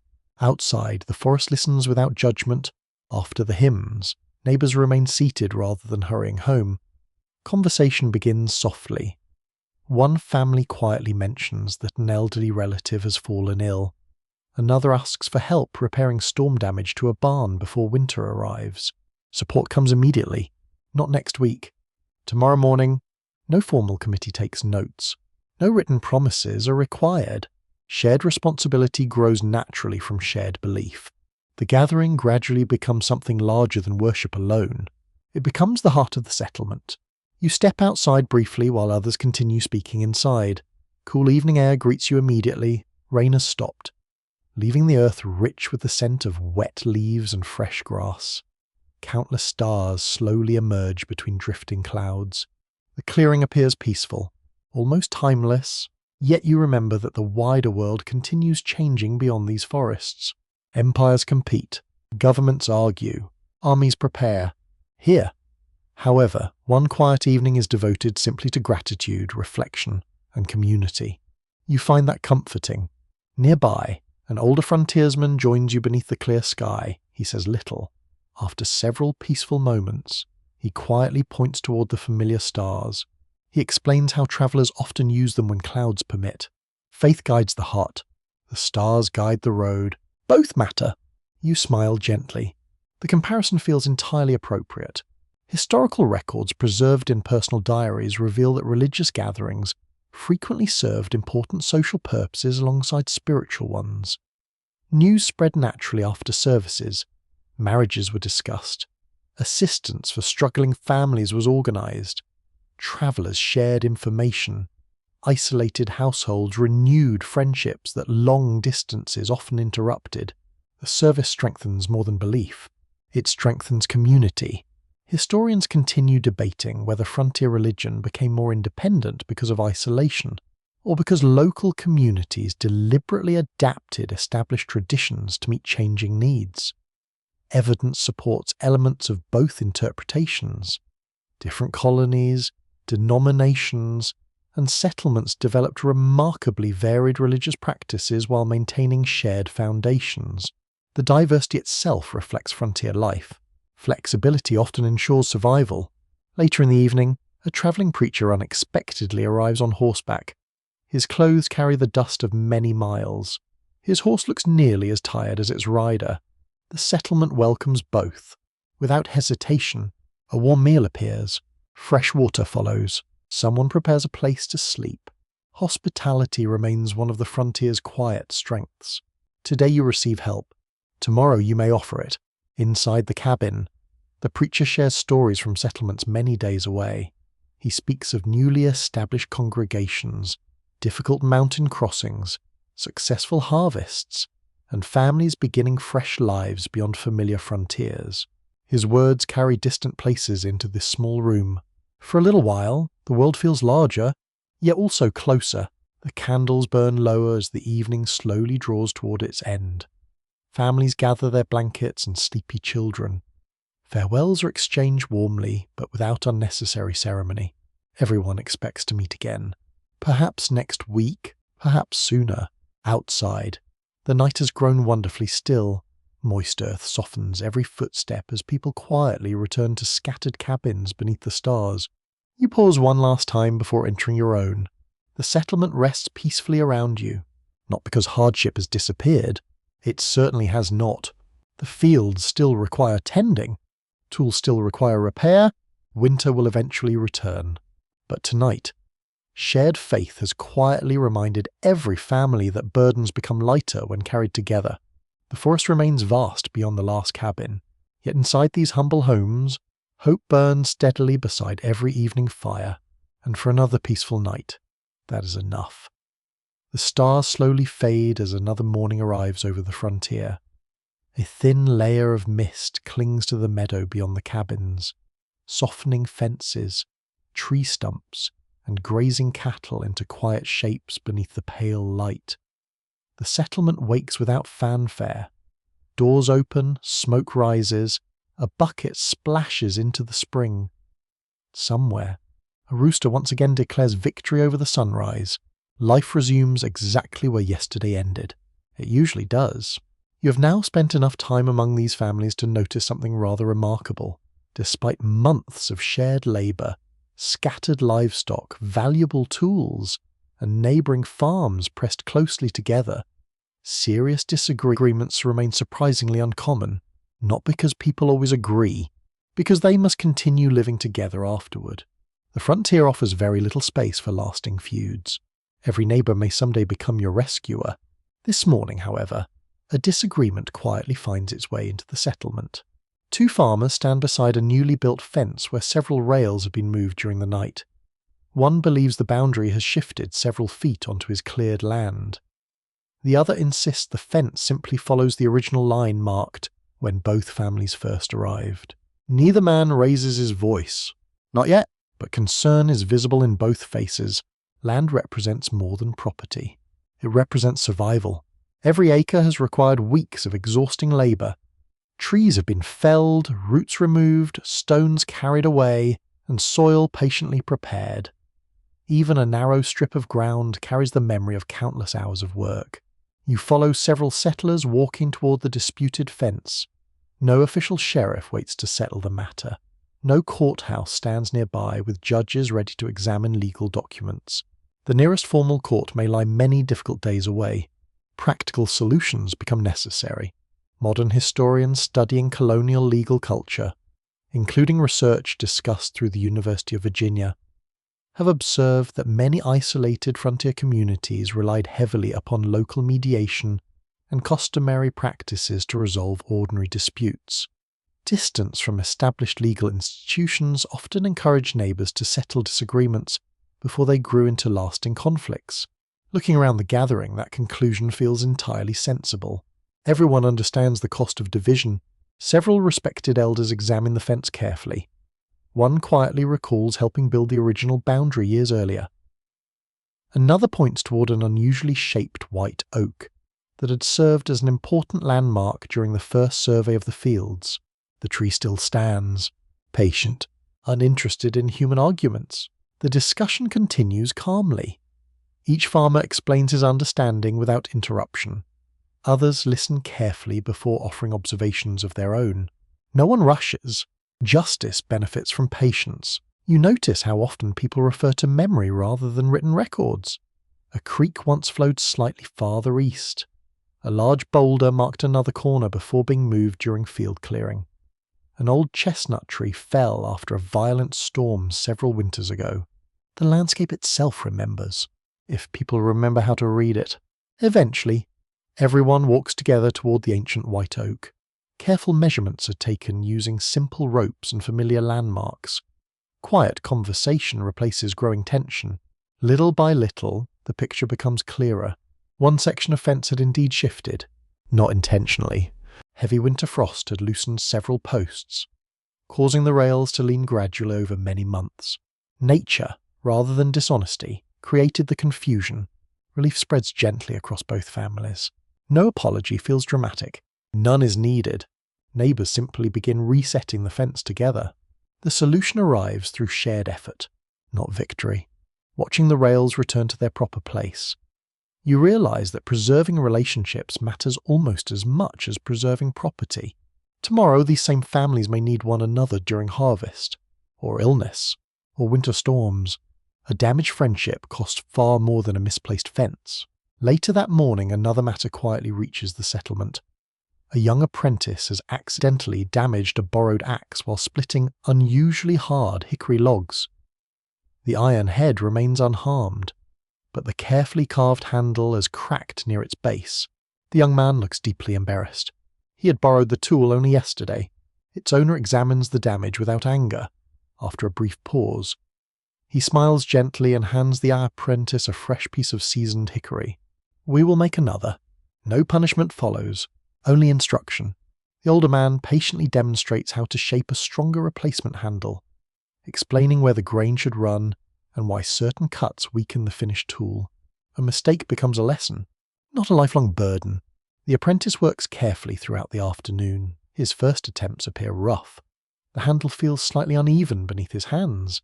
He begins again, this time more patiently, when the new handle finally fits securely into the axe head. Quiet satisfaction spreads across both faces.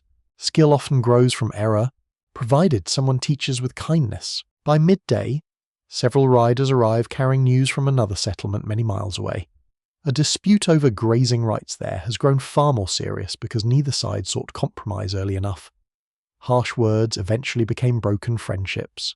The story travels quickly, not because people enjoy gossip, because everyone hopes to avoid repeating it. The lesson feels clear. Small disagreements rarely remain small when ignored. Historical records preserved in county court proceedings and personal correspondence reveal that many frontier communities valued reconciliation whenever possible. Formal legal action certainly occurred, but local compromise often proved faster, less costly, and better suited to preserving fragile community relationships. The balance was never perfect, yet people continued trying. Historians still debate whether frontier justice should be understood as unusually cooperative or simply highly practical, because limited resources discouraged prolonged conflict. Surviving evidence suggests both explanations contain considerable truth. Communities varied widely depending upon local leadership, population, and circumstance. The discussion mirrors what you observe today. Principles matter. Practicality matters too. As afternoon sunlight stretches across the fields, another gathering forms beneath the large oak near the centre of the settlement. This time the subject is far less serious. Several families discuss plans for repairing the common road before autumn rains arrive. Everyone offers labour.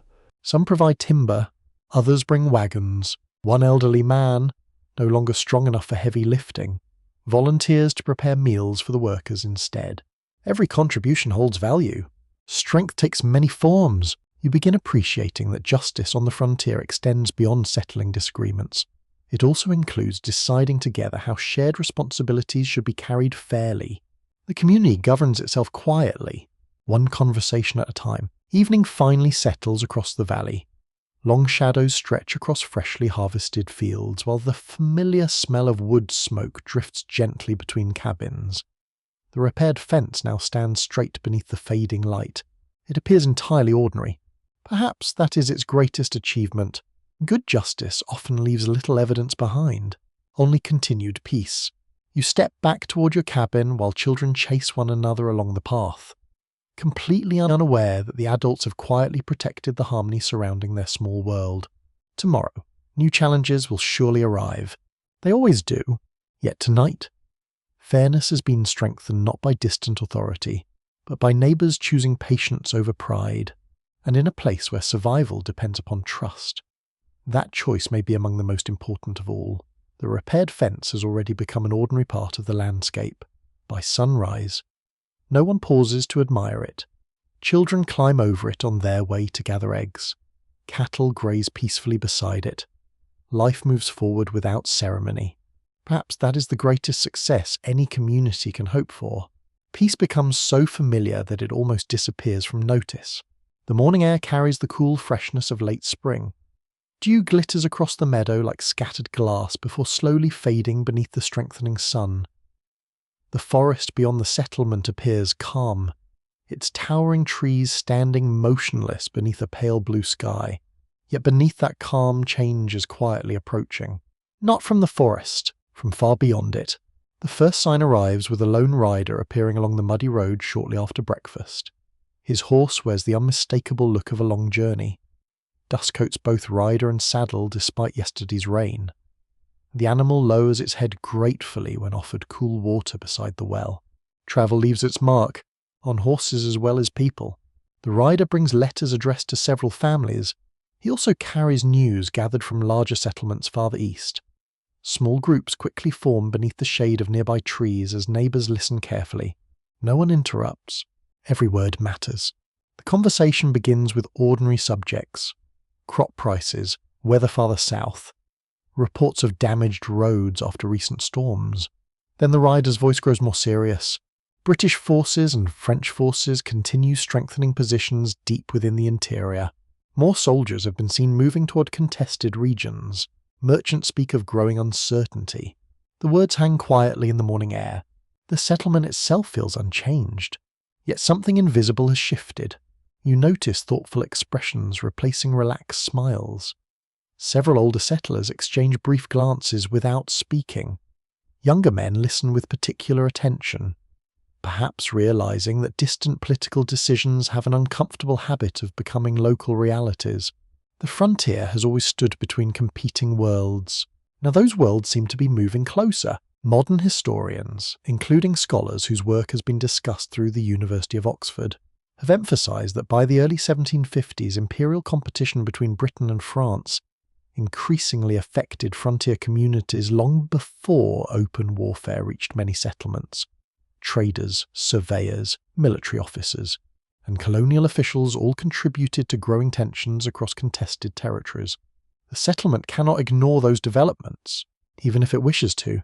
Later that morning, You accompany several experienced woodsmen checking hunting trails beyond the nearest ridge. Their purpose extends beyond searching for game today. They quietly observe unfamiliar tracks, recently travelled paths, and signs that strangers may have passed through the region. The forest still appears peaceful, but experienced eyes search differently now. A broken branch, fresh horse tracks, ashes from an old campfire. Each detail receives careful attention, not because danger is certain, because uncertainty has grown. One of the older hunters pauses beside a narrow stream. Fresh hoofprints mark the muddy bank. They are larger than those left by local farmers travelling familiar routes. He kneels, studies them silently, then rises without unnecessary comment. The tracks continue north. No one follows. Observation proves sufficient.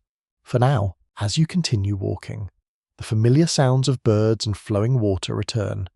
Nature seems wonderfully indifferent to human politics. A deer drinks calmly from the stream. A red fox disappears into tall grass. Wind moves gently through fresh leaves overhead. The wilderness remains unchanged. People do not. By midday, the settlement welcomes another visitor, this time a fur trader who has recently returned from distant trading posts. His canoe journey carried him through regions where conversation sounded increasingly cautious. He speaks quietly while sharing a simple meal. Some trading routes have become less predictable. Certain alliances appear uncertain. Travellers now ask more questions before beginning long journeys. The atmosphere has changed, even when no battles have occurred. The frontiersmen listen carefully. None of the information feels dramatic by itself, yet together the reports form a picture that is difficult to ignore. Many small signs, one growing concern. You begin realizing that history rarely announces itself with a single unforgettable moment. More often, it whispers first. A rumour, a letter, an unfamiliar rider. Only later do people recognize those quiet moments as turning points. The afternoon passes with ordinary work despite lingering thoughts. Corn must still be planted. Fences still require inspection. Firewood still needs splitting before evening arrives. Daily life refuses to pause. Perhaps that itself becomes a source of comfort. You help repair a wagon wheel beneath the shade of a large maple tree. The steady rhythm of hammer against wood pushes anxious thoughts briefly aside. Practical work often does. Hands remain busy. Minds grow calmer. Nearby, children continue playing as though nothing has changed. They race through the grass, chasing one another between cabins, while a cheerful dog insists upon joining every game. Their laughter feels reassuring. The future belongs partly to them. The adults quietly hope it remains peaceful. Historical evidence preserved through colonial correspondence reveals that many isolated settlements experienced periods of uncertainty before direct military involvement reached them. Letters often mention rumours, conflicting reports, and cautious preparations long before organised campaigns transform daily life. That uncertainty could be exhausting. Not knowing often weighs more heavily than knowing. Historians still debate how accurately ordinary frontier families understood the larger political struggles unfolding around them during these years. Some scholars argue that many settlers remained focused primarily upon local survival until conflict arrived directly. Others suggest that expanding trade networks and regular travel spread political awareness more effectively than previously believed. The truth likely varied from valley to valley, from family to family. As evening approaches, several respected settlers gather informally beneath the familiar white oak near the centre of the clearing. Their discussion remains calm. Should extra grain be stored? Should hunting parties travel in larger groups? Should nearby settlements exchange news more regularly? No one proposes panic. Preparation feels wiser. Experience has taught that lesson repeatedly. One older woman quietly reminds everyone that difficult seasons have been faced before. Harsh winters, failed harvests, dangerous storms. Communities survive together. That principle has not changed. Her words bring visible comfort. Sometimes wisdom arrives without raising its voice. The meeting ends without dramatic decisions. Life will continue tomorrow much as it did today, yet subtle differences remain. Rifles are cleaned more carefully. Travel plans receive additional thought. Neighbours promise to share information quickly if unusual events occur. Small adjustments, meaningful ones. Night settles gently across the frontier. The cabins glow warmly beneath a sky filled with countless stars. Somewhere beyond the dark forest, larger forces continue shifting across the continent. Here, however, families quietly prepare for sleep. Children dream peacefully. Parents hope quietly. The forest stands silent between them and an uncertain future. For one more night, that silence still feels protective. Soon, it may begin carrying very different echoes. Morning breaks beneath a sky unusually grey for the season. Thick clouds drift slowly across the valley, muting the familiar golden light that normally welcomes another day of work. Even the birds seem quieter than usual. The settlement wakes with its ordinary routines. Yet beneath those familiar movements rests a feeling that is difficult to name. Expectation, perhaps concern, perhaps both. The fields still need tending. Livestock still require care. Children still carry water from the spring before breakfast. Daily life refuses to stop simply because the wider world has grown uncertain. Yet the wider world is finally arriving. You notice it first through the steady sound of approaching horses. Not one rider, several. They emerge from the forest road shortly after sunrise. Their mounts tired from long travel. Mud clings to the horses' legs. The men themselves wear expressions shaped by days of difficult riding and serious conversation. No one rushes toward them. Everyone watches. The leader dismounts slowly before greeting several familiar settlers. His news is delivered calmly, without unnecessary drama. Open fighting has begun in contested frontier regions. Military patrols are increasing. Several settlements farther west have already changed their routines because of growing danger. The word spread quietly through the clearing. Nobody shouts. Nobody panics. Silence often follows important news. You look around the settlement. Nothing appears different. The cabins still stand. Smoke still rises from stone chimneys. Children still chase chickens across the yard. The ordinary world continues. Yet every familiar sight now carries a different meaning. Modern historians, including scholars at Harvard University who have studied the French and Indian War, have emphasized that many frontier communities experienced the conflict gradually rather than suddenly. News often arrived before soldiers. Rumors spread before confirmed reports. Local preparations frequently began months before direct military activity reached individual settlements. That gradual change becomes visible around you. The frontier adapts, one careful step at a time. The men gather beneath the large white oak where so many community discussions have already taken place. Maps made from rough paper are carefully unfolded across a simple wooden table. Rivers, mountain gaps, and familiar trails appear as thin lines drawn by practiced hands. The conversation remains practical. Which roads remain safe? Where have travellers recently passed? Which settlements should exchange information more frequently? Questions matter more than speeches. Several experienced hunters quietly describe isolated trails that could carry messages more quickly than the main roads. Farmers mention which fields provide the clearest views across nearby valleys. Older settlers recall abandoned cabins that might serve as temporary shelters if needed. Everyone contributes something. Knowledge becomes another form of defense. You join a small group walking toward the edge of the settlement where several young men have begun inspecting their rifles. Powder horns are checked carefully. Spare flints are examined. Leather straps receive fresh stitching where years of use have begun wearing them thin. The work is quiet, almost peaceful.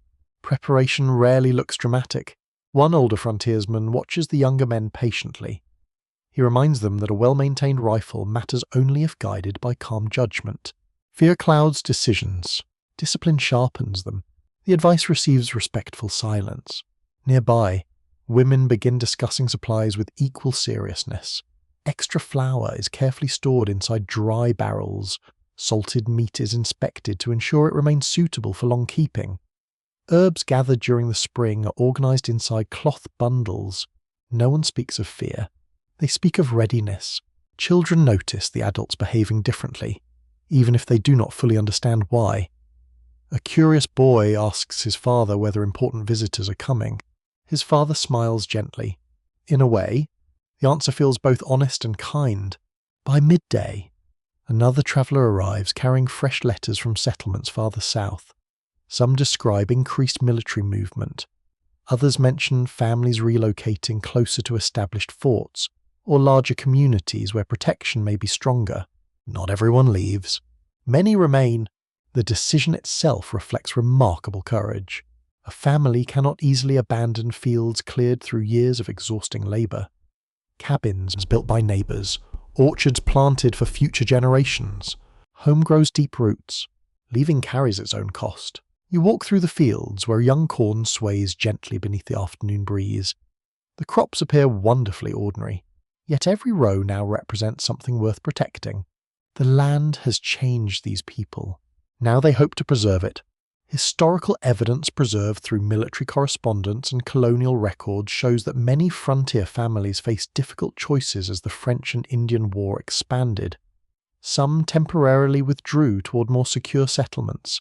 Others remained on their farms, balancing daily work with increasing caution. Neither path proved easy. Both demanded sacrifice. The afternoon passes with preparations that appear almost invisible to anyone unfamiliar with the settlement. Extra firewood is stacked closer to cabins. Wagons receive careful maintenance in case rapid travel becomes necessary. Neighbouring families quietly agree upon signals that could quickly gather everyone if urgent news arrives. Small changes. Wise ones, you notice that life itself continues alongside these preparations. Bread still bakes inside outdoor ovens. Laundry still dries upon lines stretched between sturdy trees. Babies still sleep peacefully beneath handmade blankets. The frontier refuses to surrender its ordinary rhythms. Perhaps that quiet persistence becomes its greatest strength. Later, you accompany two experienced woodsmen climbing a nearby ridge overlooking the valley from this high ground. The settlement appears wonderfully small. Thin streams of chimney smoke drift lazily into the afternoon sky. The forest stretches endlessly beyond. Beautiful, unpredictable. One woodsman points toward a distant mountain pass barely visible beneath the blue haze. Travellers usually appear there first. His voice remains calm. He has walked these hills for decades. Experience has taught him where to watch. You remain there for several quiet minutes. Wind moves gently through the treetops. A hawk circles high above the valley. Nothing unusual appears. Yet the act of watching itself now feels important. Historians continue debating the extent to which ordinary frontier communities anticipated the scale of conflict that would eventually reshape the interior of North America. Some scholars argue that local experience prepared many settlers for growing instability, while others suggest that the speed and complexity of events often exceeded expectations. Standing upon the ridge, you understand why certainty proved impossible. The horizon reveals only so much. The future reveals even less. As evening approaches, families gather once more inside their cabins. Supper tastes much the same as yesterday. Thick stew simmers above glowing coals. Fresh bread passes from hand to hand. Children tell simple stories about their day. Laughter still visits the table. Hope still lives here. Before retiring for the night, several neighbours quietly visit one another to exchange the latest information gathered throughout the day. No formal orders are issued, only shared understanding. Tomorrow will bring more work, perhaps more news, perhaps both. Darkness finally settles across the valley. The familiar forest now seems slightly different, not because the trees have changed, but because the people listening to them have. Beyond those dark ridges, armies slowly move through the wilderness. Here, one small frontier settlement waits with steady hands, clear eyes, and determined hearts. The storm has not yet reached these cabins, but its distant thunder is becoming impossible to ignore. The grey morning gradually gives way to clear skies after a night of gentle rain. Water still clings to every blade of grass, and the smell of wet earth rises warmly as the first sunlight reaches the valley. From a distance, the settlement appears exactly as it always has. Smoke curls lazily from chimneys. Chickens wander between cabins. Children carry fresh water from the spring. Yet your eyes now notice something different. Not fear, preparation. The frontier has entered a new season of its history. Not every family will carry a musket. Not every man will march with soldiers. But nearly everyone will play a part. You walk toward the clearing where several experienced settlers have gathered shortly after sunrise. Long rifles rest carefully against a rough wooden fence, while powder horns and bullet pouches lie neatly arranged upon a large table. The atmosphere remains calm. This is not an army camp. It is a community learning how to protect itself. One older frontiersman begins speaking quietly to a group of younger men. Many have hunted deer for years. Some have tracked bears through thick forests. Others have never stood beside organized fighters before. Hunting teaches patience. Defense requires cooperation. The distinction matters. Modern historians, including scholars at Yale University who have studied colonial militia systems, have noted that local militias formed an essential part of frontier defense during the French and Indian War. Most members were ordinary civilians whose daily occupations remained farming, hunting, or craftsmanship rather than professional soldiering. Looking around, you see exactly that. These are neighbours, not career warriors. Training begins without ceremony. Small groups spread across the meadow while experienced men quietly demonstrate practical movements rather than complicated drills. Walk carefully. Remain together. Observe before acting. Protect one another. Simple lessons. Difficult to master. The younger men practice moving silently through scattered trees instead of marching across open fields. They already know the woods well. Yet learning to coordinate with companions demands a different rhythm.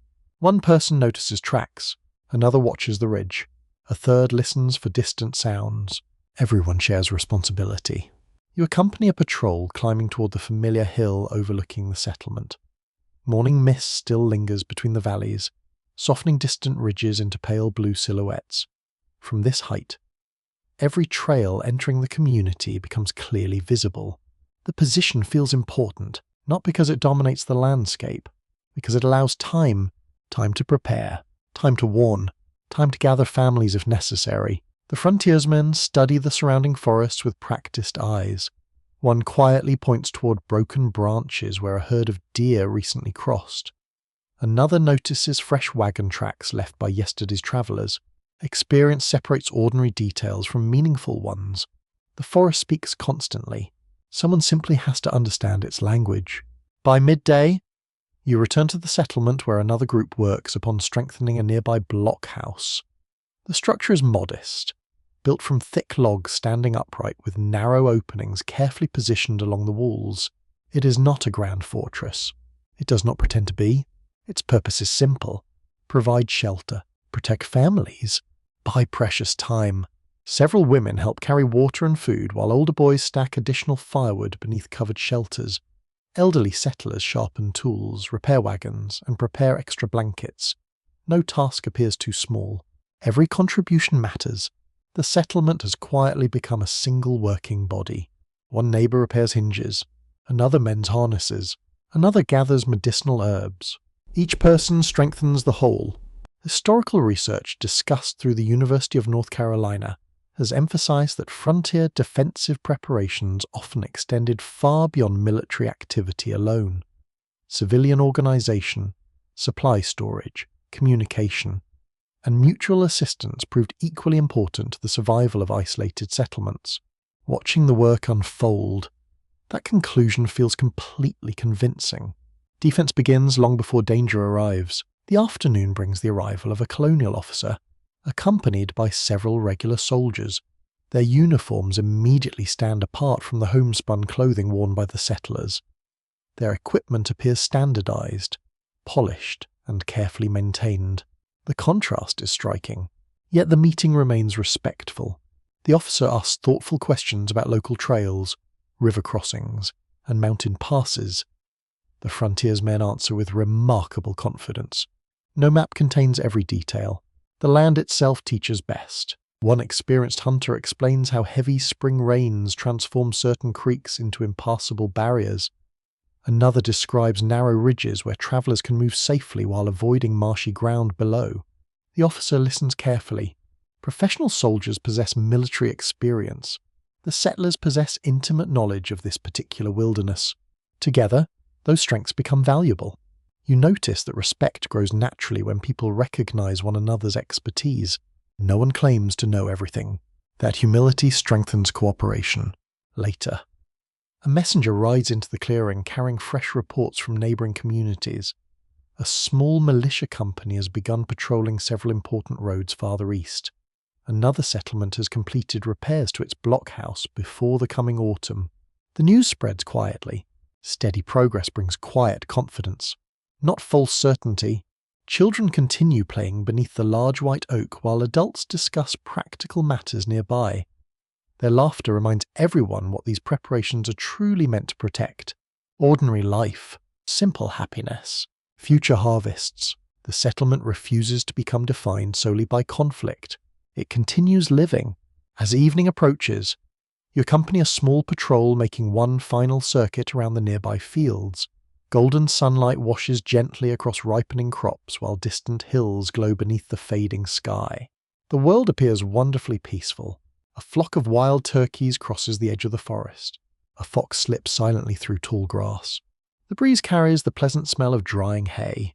Nature continues following its own ancient rhythm. The frontiersmen pause briefly beside a newly repaired footbridge crossing the stream. One carefully checks the sturdy timbers beneath his boots. Solid. Reliable, much like the people who built it. Historians still debate whether colonial militias consistently matched the effectiveness of professional European armies during the French and Indian War. Some scholars emphasize their exceptional knowledge of local terrain and flexible tactics. Others point to limitations in training, organization, and discipline. Surviving military records suggest that both perspectives contain important elements of truth depending upon the circumstances. The discussion feels appropriate. Different challenges require different strengths. The frontier rarely rewards rigid thinking. Darkness gradually settles across the valley, one by one. Lanterns begin glowing inside the cabins. A pair of volunteers quietly takes the first evening watch, while others finally return home for supper. No one expects immediate danger tonight. Still, someone remains awake, watching, listening, prepared. You stand for a moment beside the sturdy blockhouse before walking back toward the warm light of the settlement. It is only a simple building made from heavy logs, yet it represents something far greater. Not fear, resolve, a quiet promise shared among neighbours that whatever the coming months may bring, they will face it together. And beneath the vast canopy of stars, that promise feels every bit as solid as the timber from which it was built. The watch changes quietly just before dawn. One weary volunteer steps down from the blockhouse platform, while another climbs into his place without ceremony. No trumpet sounds, no drum announces the exchange. The only witness is the pale morning star still lingering above the western horizon. The settlement sleeps peacefully. Someone simply remains awake. As the first light spreads across the valley, a thin layer of frost sparkles upon the grass. Summer has begun yielding almost unnoticed to the cooler evenings that whisper of the seasons ahead. The air feels sharper inside your lungs. Every breath carries the clean scent of pine, damp earth, and distant wood smoke. Autumn approaches. The frontier notices long before the calendar does. You step outside your cabin, wrapping a thick wool coat around your shoulders. The fabric feels slightly rough against your hands, still carrying the faint aroma of smoke from countless evenings beside the hearth. Nearby, an elderly woman glances toward the surrounding hills. Another early winter, she quietly predicts. Nobody laughs. Years have taught the settlement to respect such observations. The fields appear beautiful beneath the soft morning light. Corn stands tall.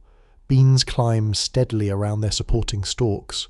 Squash spreads across the rich soil like broad green blankets, yet instead of admiring the harvest, every family immediately begins thinking beyond it. Winter is already arriving, only invisibly. Modern historians studying colonial agriculture, including research discussed by scholars at Cornell University, have emphasized that successful frontier households spent much of late summer and autumn preparing for winter months when travel became difficult and fresh food grew scarce. Careful planning often determined whether families endured comfortably or struggled through the coldest weeks.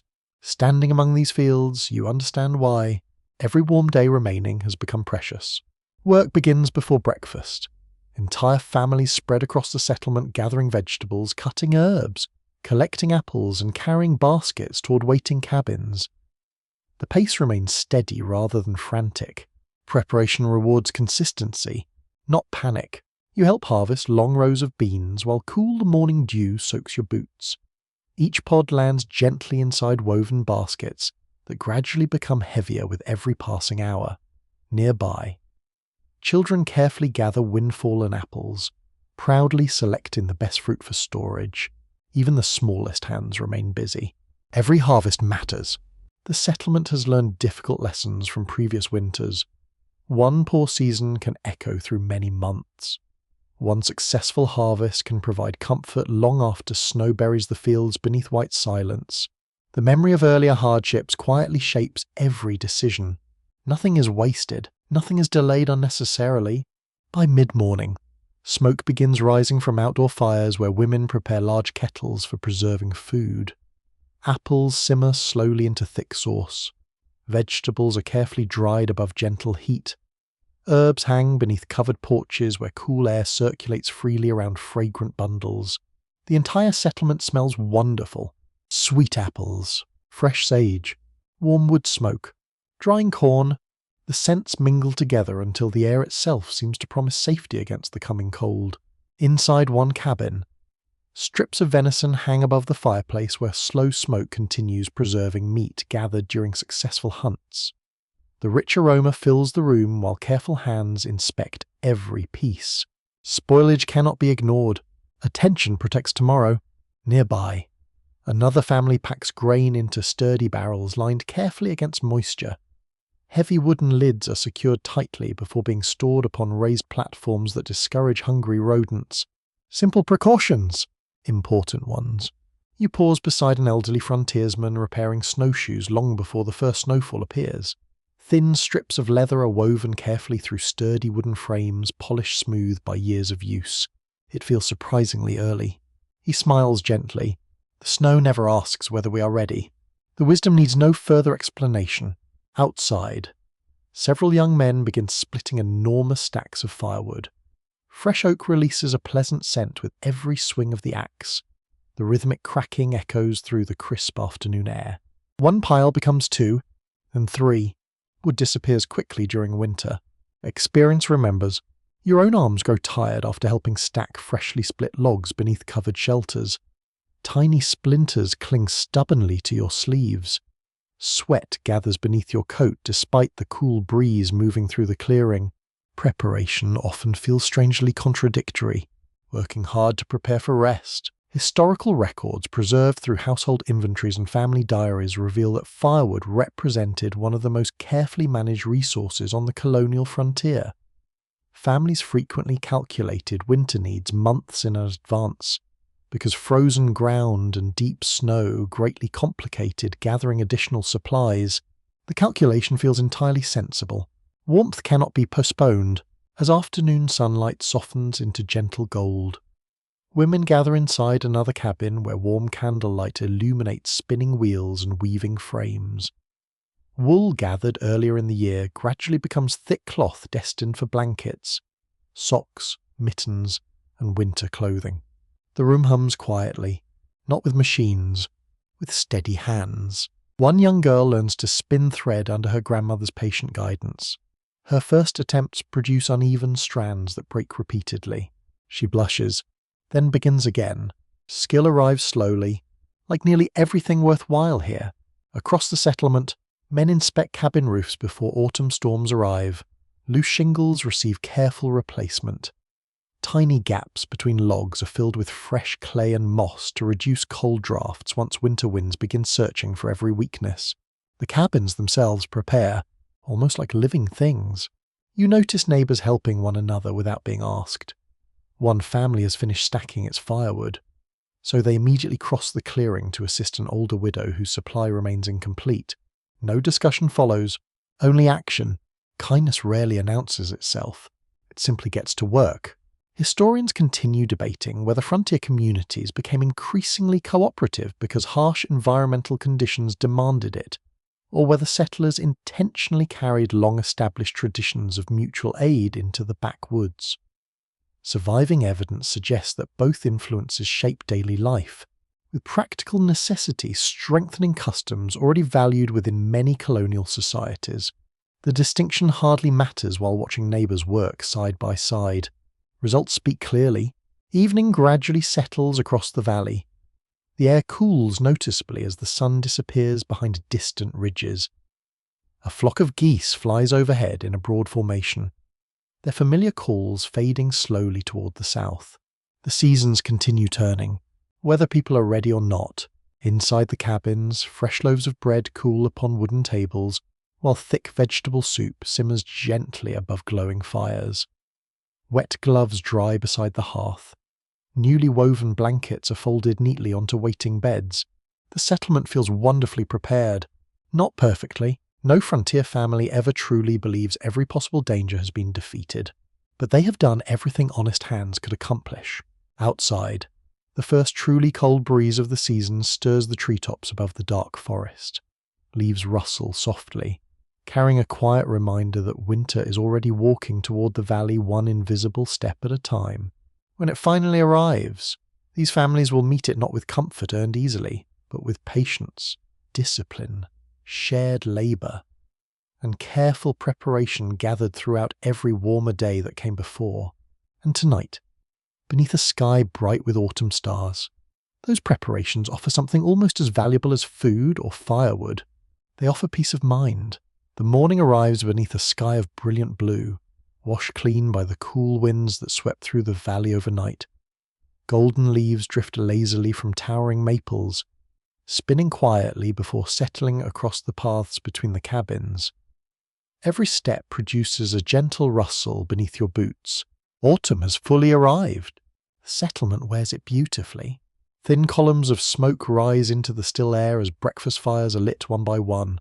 The familiar scents of baking bread, simmering porridge, and fresh coffee drift through the clearing, blending with the earthy fragrance of fallen leaves. You notice something you had somehow overlooked during the previous weeks. Nearly every task around you has invisible hands guiding it. Many of those hands belong to women. Their work rarely announces itself with loud sounds or dramatic moments. There are no towering trees crashing to the ground, no ringing anvils throwing sparks into the air. Yet almost every successful day quietly depends upon them. You begin the morning beside a woman who is already awake long before sunrise. The cabin remains dim except for the warm glow of the fireplace. She kneads bread with practiced movements while a kettle quietly steams nearby. Without hesitation, she pauses to comfort a restless child before returning to the dough exactly where she left it. Nothing interrupts her rhythm. It simply becomes part of it. Modern historians, including scholars at the College of William and Mary, have emphasized that women on the colonial frontier carried an extraordinary range of responsibilities that extended far beyond household cooking. Food preservation, textile production, childcare, animal care, medicine, education, financial management, and agricultural labour often overlapped within the same ordinary day. Watching the morning unfold, the description feels almost understated. The work never truly ends after breakfast. The cabin transforms almost instantly. The table that held warm bread moments earlier now becomes a workspace covered with mending tools. Torn shirts, worn stockings, cracked leather gloves, and heavy wool blankets await careful repair. Every stitch matters. Replacement is difficult. Repair is wisdom. A young daughter sits beside her mother learning how to guide a needle through thick linen. Her first stitches wander unevenly across the cloth. She sighs. Her mother smiles gently. Again. No criticism, only patience. You recognize this pattern immediately. The frontier teaches through repetition, not perfection, outside. Another woman carries 2 heavy buckets toward the spring while balancing them with practiced ease. The journey appears ordinary. It is not. Fresh water must be collected every single day, regardless of weather, illness, or exhaustion. Rain does not cancel the task, snow will not either. Daily life depends upon quiet consistency. The spring itself sparkles beneath bright morning sunlight. Several women gather there together, filling buckets while exchanging news from neighbouring cabins. Who harvested the last cornfield? Which family welcomed a healthy baby? Who may need extra firewood before winter? Conversation travels naturally. So does kindness. One neighbour quietly mentions that an elderly widower has struggled to finish preserving his vegetables before the first hard frost. No meeting is called, no formal plan is written. By afternoon, several women have already organised enough help to complete the work. Compassion moves quickly. The settlement barely notices. You walk toward a nearby garden where late-season herbs still grow beneath the cool autumn sun. Sage, thyme, mint, and other useful plants are carefully gathered before winter claims them. Bundles are tied neatly, then hung beneath covered porches. The pleasant fragrance fills the air. Nearby, an older woman explains which herbs ease coughs, which calm stomach pain, and which should be avoided entirely. Her knowledge comes from experience, not from printed books. Years of careful observation have shaped every lesson. Historical records and surviving household journals show that women frequently served as the primary caregivers during illness across frontier settlements. Formal physicians were often many miles away, leaving practical medical knowledge in the hands of experienced family members and respected neighbours. That responsibility carries quiet weight. One correct decision may ease suffering. One mistake may carry lasting consequences. The afternoon brings another ordinary miracle hidden inside routine. Laundry. Large iron kettles heat water above outdoor fires while clothing is scrubbed by hand using homemade soap. Heavy wool garments become astonishingly difficult to lift once soaked. The work demands strength, far more than many imagine. Clean clothing represents health as much as comfort. Dirt, dampness, and neglect invite illness during the long winter months ahead. You help carry freshly washed blankets toward long wooden rails where crisp autumn air begins drying them. Sunlight brightens the white linen until it almost seems to glow against the blue sky. The breeze smells wonderfully clean. Simple moments often linger longest.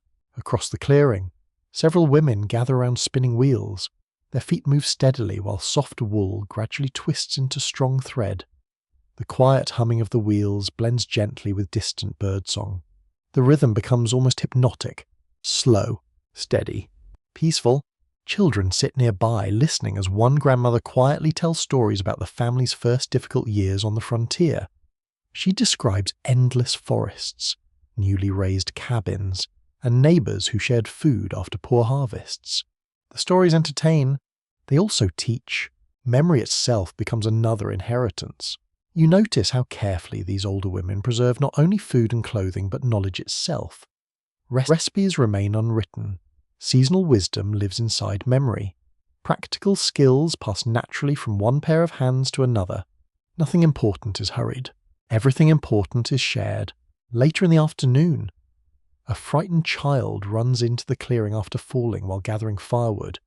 His knee is scraped badly enough to produce tears but not lasting injury. His mother kneels immediately. She cleans the wound calmly, applies a simple herbal salve, wraps it carefully. Within minutes, the tears begin disappearing. The child soon returns to playing. Confidence can be remarkably healing. Historians continue debating whether the demanding conditions of frontier life expanded traditional household responsibilities or simply made existing labour more visible, because fewer specialised occupations existed. Evidence from letters, diaries, and household accounts suggests that frontier women regularly adapted to changing circumstances with remarkable flexibility. Although experiences differed greatly between regions and individual families, the debate itself reflects an important truth. No single story captures every life. As sunset approaches, the settlement gradually gathers for another evening meal. Warm bread fills the table beside roasted vegetables, preserved fruit, smoked meat, and fresh butter prepared earlier that day. Nearly every item required countless unseen hours of labour, much of it performed quietly, without recognition. You look around the room. Children laugh. Parents smile with tired satisfaction. Grandparents quietly watch another generation growing stronger. The meal feels abundant, not because luxury surrounds it, because care has shaped it. Outside, the cool evening breeze stirs the colourful leaves once more. Firelight begins glowing through cabin windows while the forest settles into familiar twilight silence. You realise that the colonial frontier has never been sustained by axes alone, or rifles, or ploughs. It has also been sustained by steady hands that baked, stitched, healed, taught, preserved, comforted, and quietly held entire families together through every changing season. Their work often escaped history's loudest pages, yet without it, there would have been no frontier worth remembering. The valley greets another cool autumn morning with a gentle blanket of fog resting above the fields. From the doorway of your cabin, the world appears softened, as though the frontier itself has decided to whisper rather than speak. Fence posts emerge gradually from the mist. The tops of distant trees glow with the first touch of sunlight while their trunks remain hidden in pale grey silence. Everything feels suspended, only for a moment. Soon the familiar sounds return. An axe strikes firewood. A cow calls from its pasture. Someone laughs across the clearing. Life begins again. As you watch the settlement awaken, your attention drifts toward the children who have quietly grown throughout the passing years. They seem taller now. Their movements carry more confidence. Tasks that once required careful instruction have become second nature. The frontier changes children quickly, not by stealing childhood, but by asking more from it. A boy who once struggled to carry a bucket of water now balances 2 full buckets with steady determination. A young girl who learned her first careful stitches beside her mother now repairs worn clothing for younger brothers and sisters with calm precision. Growth arrives quietly, almost unnoticed. Modern historians examining colonial family life, including research discussed by scholars at Brown University, have noted that children on the 18th century frontier often assumed meaningful responsibilities at relatively young ages. While play remained an important part of childhood, practical work gradually expanded alongside physical growth and developing skills. Looking around the settlement, the observation feels entirely natural. Responsibility arrives gently, one season at a time. You follow several older boys toward the edge of the forest where they accompany experienced hunters for another day of instruction. No one expects them to become expert woodsmen before sunset. Today is about observation, not achievement. One hunter kneels beside fresh deer tracks pressed into damp soil after last night's rain. Rather than explaining immediately, he simply asks the boys what they notice. One points toward the direction of travel. Another observes the size of the hoofprints. A third notices broken leaves still damp beneath the animals passing. The hunter smiles. They are learning to see, not merely to look. Farther along the trail, they practice moving quietly through fallen leaves without unnecessary noise. Their first attempts sound almost like a small herd of cattle wandering through the woods. They laugh, then try again. Each step grows softer. Patience shapes skill. Nearby, several young girls work beside their grandmothers gathering late autumn herbs before the first hard freeze arrives. They learn which roots should be collected now, which plants should remain untouched until spring, and how careful drying preserves useful medicines throughout winter. The lessons unfold naturally. Questions receive thoughtful answers. Knowledge travels from one generation to the next, without formal ceremony. You begin realizing that education on the frontier rarely separates practical work from daily life. Every ordinary task becomes an opportunity to teach. Splitting firewood explains balance. Cooking teaches measurement. Gardening reveals patience. Travel encourages observation. The wilderness itself becomes a classroom. At midday, the children gather beneath the great white oak after completing their morning chores. One elderly settler opens a well-worn Bible while another brings several handwritten pages, carefully protected inside a leather folder. Reading lessons begin. The youngest children slowly sound out familiar words. Older ones practice neat handwriting using quill pens and homemade ink upon rough paper. Mistakes happen frequently. No one seems troubled. Learning always includes them. Historical evidence preserved through family letters and community records indicates that many frontier settlements placed considerable value upon literacy whenever circumstances allowed, although formal schools remained scarce in isolated regions. Parents and local leaders often considered reading an important practical skill for religious life, business, and communication. The effort requires sacrifice. Time spent teaching cannot be spent elsewhere. Yet many families gladly make it.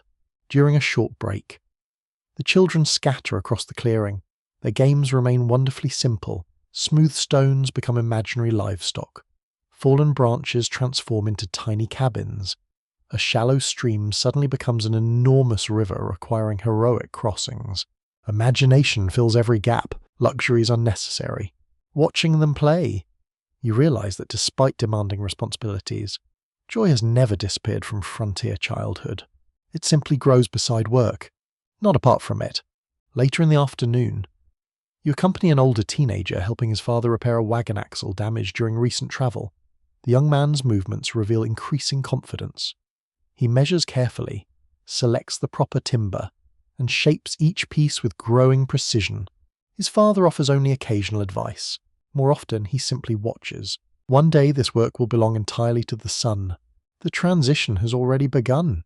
Nearby, another family prepares a young woman for responsibilities she will soon carry within her own household after an upcoming marriage.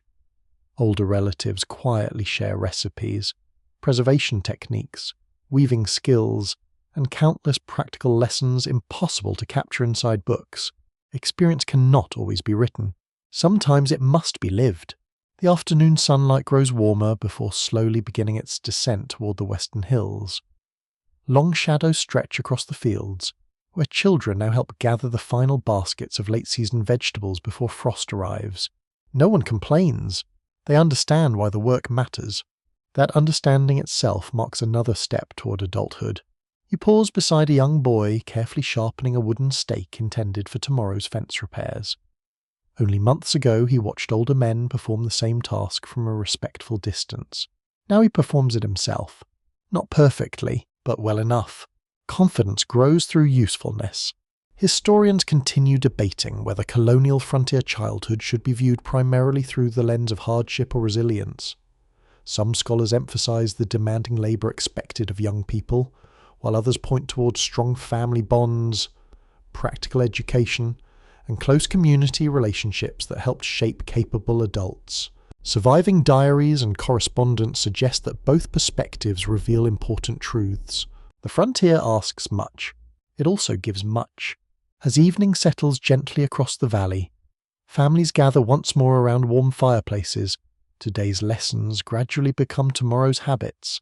Skills practiced awkwardly this morning already seem slightly easier by nightfall. The children listen while older relatives tell stories about the settlement's earliest days. They hear about the first cabins, the first harvest, the difficult winters, and the generous neighbours who refuse to let anyone face hardship alone. The stories carry more than entertainment. They carry identity. Outside, the forest stands quietly beneath a sky glowing with countless stars. A cool breeze carries the scent of fallen leaves and distant wood smoke across the sleeping settlement. You look once more toward the younger generation preparing for another night's rest. Tomorrow they will rise before sunrise, carry water, gather firewood, read lessons, learn another skill, grow a little stronger, not because anyone rushes them, because the frontier patiently shapes every passing year. One day these children will become the parents, hunters, farmers, teachers, and community leaders who guide another generation through these same forests. Tonight, however, they sleep peacefully beneath handmade quilts, while the wilderness waits patiently outside, already preparing tomorrow's quiet lessons. The first hard frost finally arrives during the night. When you step outside before sunrise, the entire settlement seems transformed. Every blade of grass glitters beneath a delicate layer of white crystals. Fence rails sparkle softly in the pale morning light. The roofs of the cabins shimmer as though dusted with powdered glass. The valley is wonderfully still. Even your footsteps sound quieter. Your breath rises in slow white clouds before disappearing into the crisp autumn air. The familiar smell of wood smoke hangs low across the clearing. Richer than it has been for many weeks, every cabin has already rekindled its morning fire. Winter stands just beyond the horizon. The settlement is ready. As you warm your hands beside the outdoor fire, another rider appears on the forest road. Unlike the anxious messengers who arrived during the early years of conflict, this traveller carries himself with noticeable ease. His horse is tired. His expression is not. He brings news that many families have waited years to hear. The Great War has ended. The Treaty of Paris has been signed in 1763. Britain has emerged victorious over France in North America. The words travel quietly from cabin to cabin. No bells ring, no grand celebration follows. Instead, people simply stand together for a few peaceful moments, allowing the news to settle naturally into their thoughts. The conflict that had slowly reached their lives has finally reached its conclusion. Modern historians, including scholars whose work has been discussed through the University of Cambridge, have emphasized that the Treaty of Paris fundamentally reshaped the political landscape of eastern North America. France surrendered most of its mainland territories east of the Mississippi River to Britain, dramatically altering the balance of imperial power across the continent. The settlement cannot yet know every consequence, but everyone understands that something significant has changed. The morning continues with its ordinary work despite the extraordinary news. Cattle still require feeding.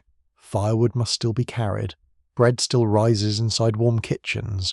History rarely excuses daily chores. Life continues. You walk toward the familiar white oak where neighbours gradually gather once again. This tree has witnessed cabin raisings, harvest celebrations, difficult disagreements, worship services, and anxious discussions throughout the past 13 years. Now it witnesses another turning point. Several older settlers speak quietly about the first years after arriving here. They remember endless forests stretching without interruption. They remember wondering whether their tiny community would survive its first winter. Now children who were once infants have become capable young adults. Fields stretch where towering trees once stood. The settlement feels rooted, not temporary. One elderly hunter slowly removes his hat while looking toward the distant hills. So much has changed. No one disagrees. By midday, travellers passing through the settlement bring additional reports from larger towns. Merchants already speak about expanded opportunities for trade. Surveyors discuss lands farther west. Young families wonder whether new settlements may soon appear beyond familiar valleys. Possibility begins replacing uncertainty, at least for a little while. You accompany several frontiersmen climbing the same ridge that has served as a lookout throughout the years of tension. From its familiar height, the valley appears peaceful beneath the bright autumn sun. The fields lie harvested. Thin streams of chimney smoke rise gently into the blue sky. The forest stretches endlessly toward the western horizon. One young man gazes beyond those distant ridges with unmistakable curiosity. His father notices. "You're already thinking about what lies over there." The young man smiles quietly. He does not deny it. The frontier has always inspired movement. One generation clears a valley. The next imagines another. Historical records reveal that many colonial settlers viewed the end of the French and Indian War as opening new possibilities for Western expansion. Yet events soon became more complicated than many expected. As British officials attempted to regulate settlement through new policies, including the Proclamation of 1763, hope and limitation often arrive together. History rarely offers simple victories. During the afternoon, the settlement welcomes several neighbouring families who have travelled simply to exchange news and share a meal. Long wooden tables are carried into the open clearing beneath the warm autumn sunshine. Fresh bread, roasted venison, apple preserves, pumpkin pies, simple food prepared with remarkable care. Children race happily between the cabins, while older settlers exchange stories about difficult winters now safely behind them. Laughter comes more easily today. Relief has its own sound. You notice that conversation has already begun shifting away from the hardships of the past toward the possibilities of the future. Will another mill be built? Will new roads connect distant settlements? Will younger families remain here or continue westward? Questions multiply quickly. Answers remain distant. Nearby, several veterans of local militia service sit together beneath the shade of the great oak. Their conversation remains thoughtful rather than triumphant. They remember neighbours who never returned. They remember anxious nights standing watch. They remember the uncertainty that accompanied every unfamiliar rider appearing along the forest road. Peace carries gratitude. It also carries memory. No one wishes to forget the cost, as afternoon sunlight begins turning golden. Children gather around the oldest members of the settlement to hear stories they have requested many times before. Tell us about the first cabin. Tell us about the first harvest. Tell us about the first winter. The elders smile. Once again they begin. Each story has become part of the settlement's shared identity. Each retelling quietly strengthens the next generation. Historical scholarship continues debating how quickly ordinary frontier families recognize the long-term consequences of the Treaty of Paris. Some historians argue that immediate relief from military uncertainty dominated local reactions. Others suggest that changing political authority, Western expansion, and future imperial policies gradually reshaped colonial expectations over the following years. Standing here, you understand why. People first celebrate peace. Only later do they discover what peace requires.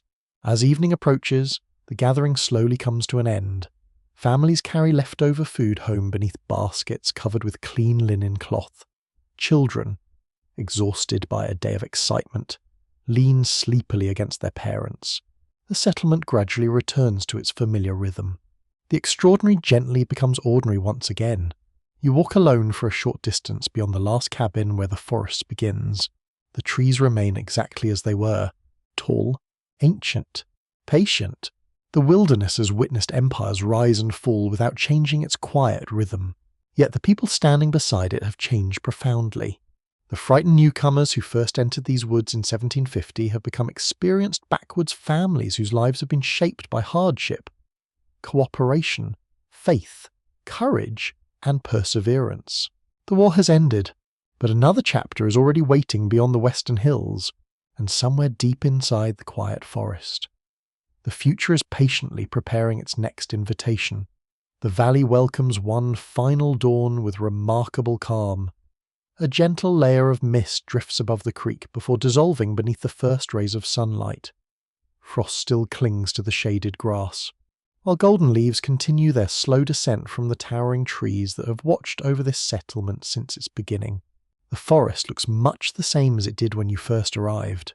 You do not. That may be the quiet miracle of the frontier. It changes people more deeply than landscapes. You stand once again at the edge of the clearing where 13 years earlier you first looked toward endless woods with uncertainty. At that time, every towering oak appeared mysterious. Every distant ridge seemed to hide unanswered questions. Now the same forest feels almost familiar, not because it has become smaller, but because your understanding has grown larger. The cabins before you no longer seem temporary. Smoke rises confidently from stone chimneys built by steady hands. Split-rail fences surround fields that once lay buried beneath dense woodland. Orchards planted by hopeful families now promise fruit for generations not yet born. The settlement has matured, so have the people within it. Modern historians, including scholars at Stanford University, have often emphasized that the colonial frontier should not be understood simply as a moving line across a map. It represented an evolving society shaped by adaptation, cooperation, environmental knowledge, and constant negotiation with changing political realities. The backwoods communities that emerged during the middle of the 18th century helped establish patterns of settlement and self-reliance that influenced later generations across North America. Looking around this peaceful valley, that interpretation feels entirely convincing. The frontier created more than farms. It created a distinctive way of life. You begin walking slowly through the settlement one last time. An elderly man patiently sharpens the same broad axe you first saw years ago. Its handle has been replaced several times. Its steel has grown slightly thinner through endless sharpening. Yet it continues serving faithfully, much like its owner. Nearby, children who were once learning their letters beneath the great white oak now teach younger brothers and sisters to read from the same worn Bible. Knowledge continues travelling forward, quietly, naturally. The young hunter, who once stumbled noisily through fallen leaves, now leads another group into the forest before sunrise, showing them how to read fresh tracks beside muddy streams.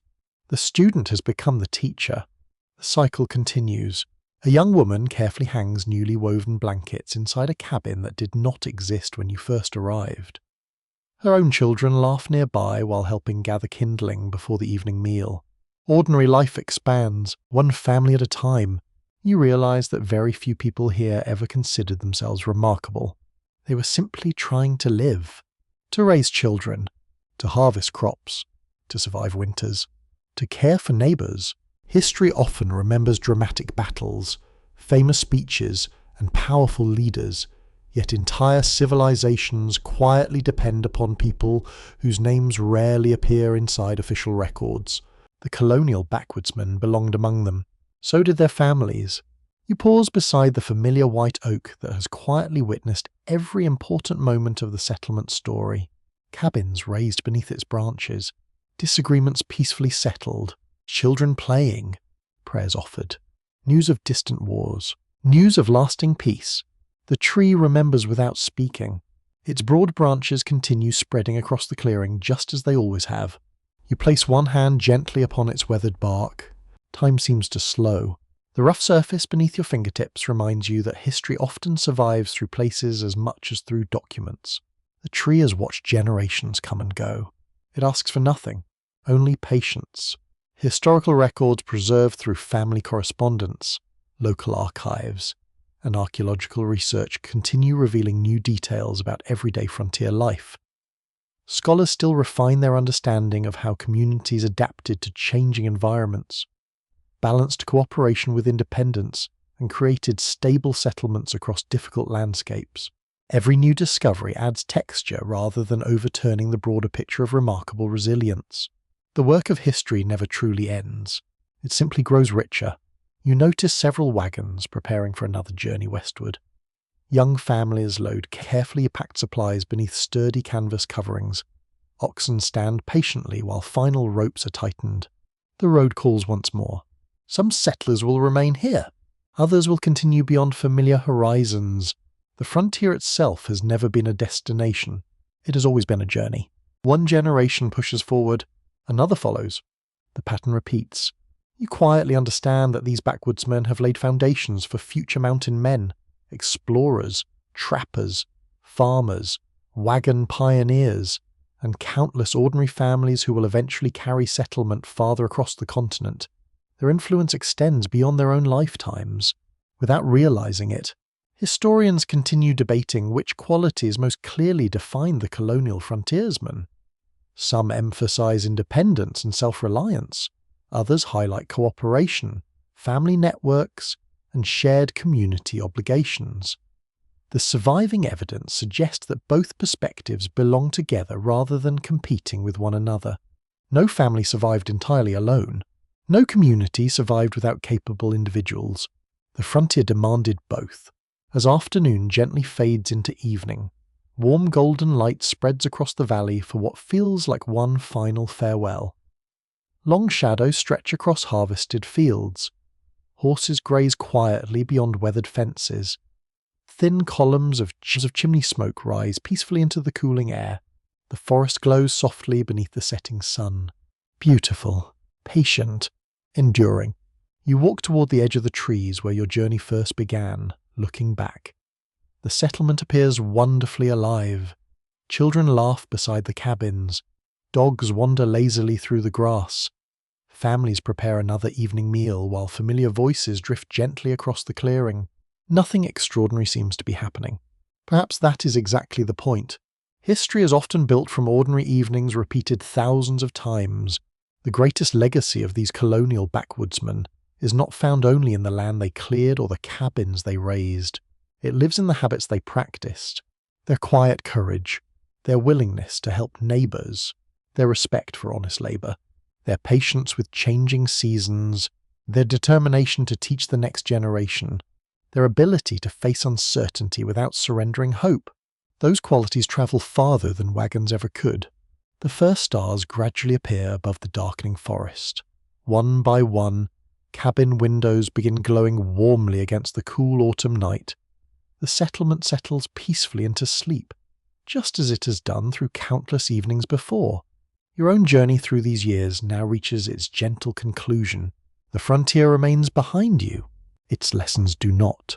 Thank you for sharing this quiet journey through the lives of the colonial backwoodsmen. If there was a moment that stayed with you, perhaps it was the raising of a cabin, the calm wisdom shared beneath the great white oak, or the quiet strength of families facing each new season together. I would truly enjoy hearing which part of their story meant the most to you, so please leave a comment and share your thoughts. If this peaceful journey helped you relax or discover something new, I hope you will join me for another adventure through history. where more remarkable lives and forgotten worlds are waiting just beyond the next horizon.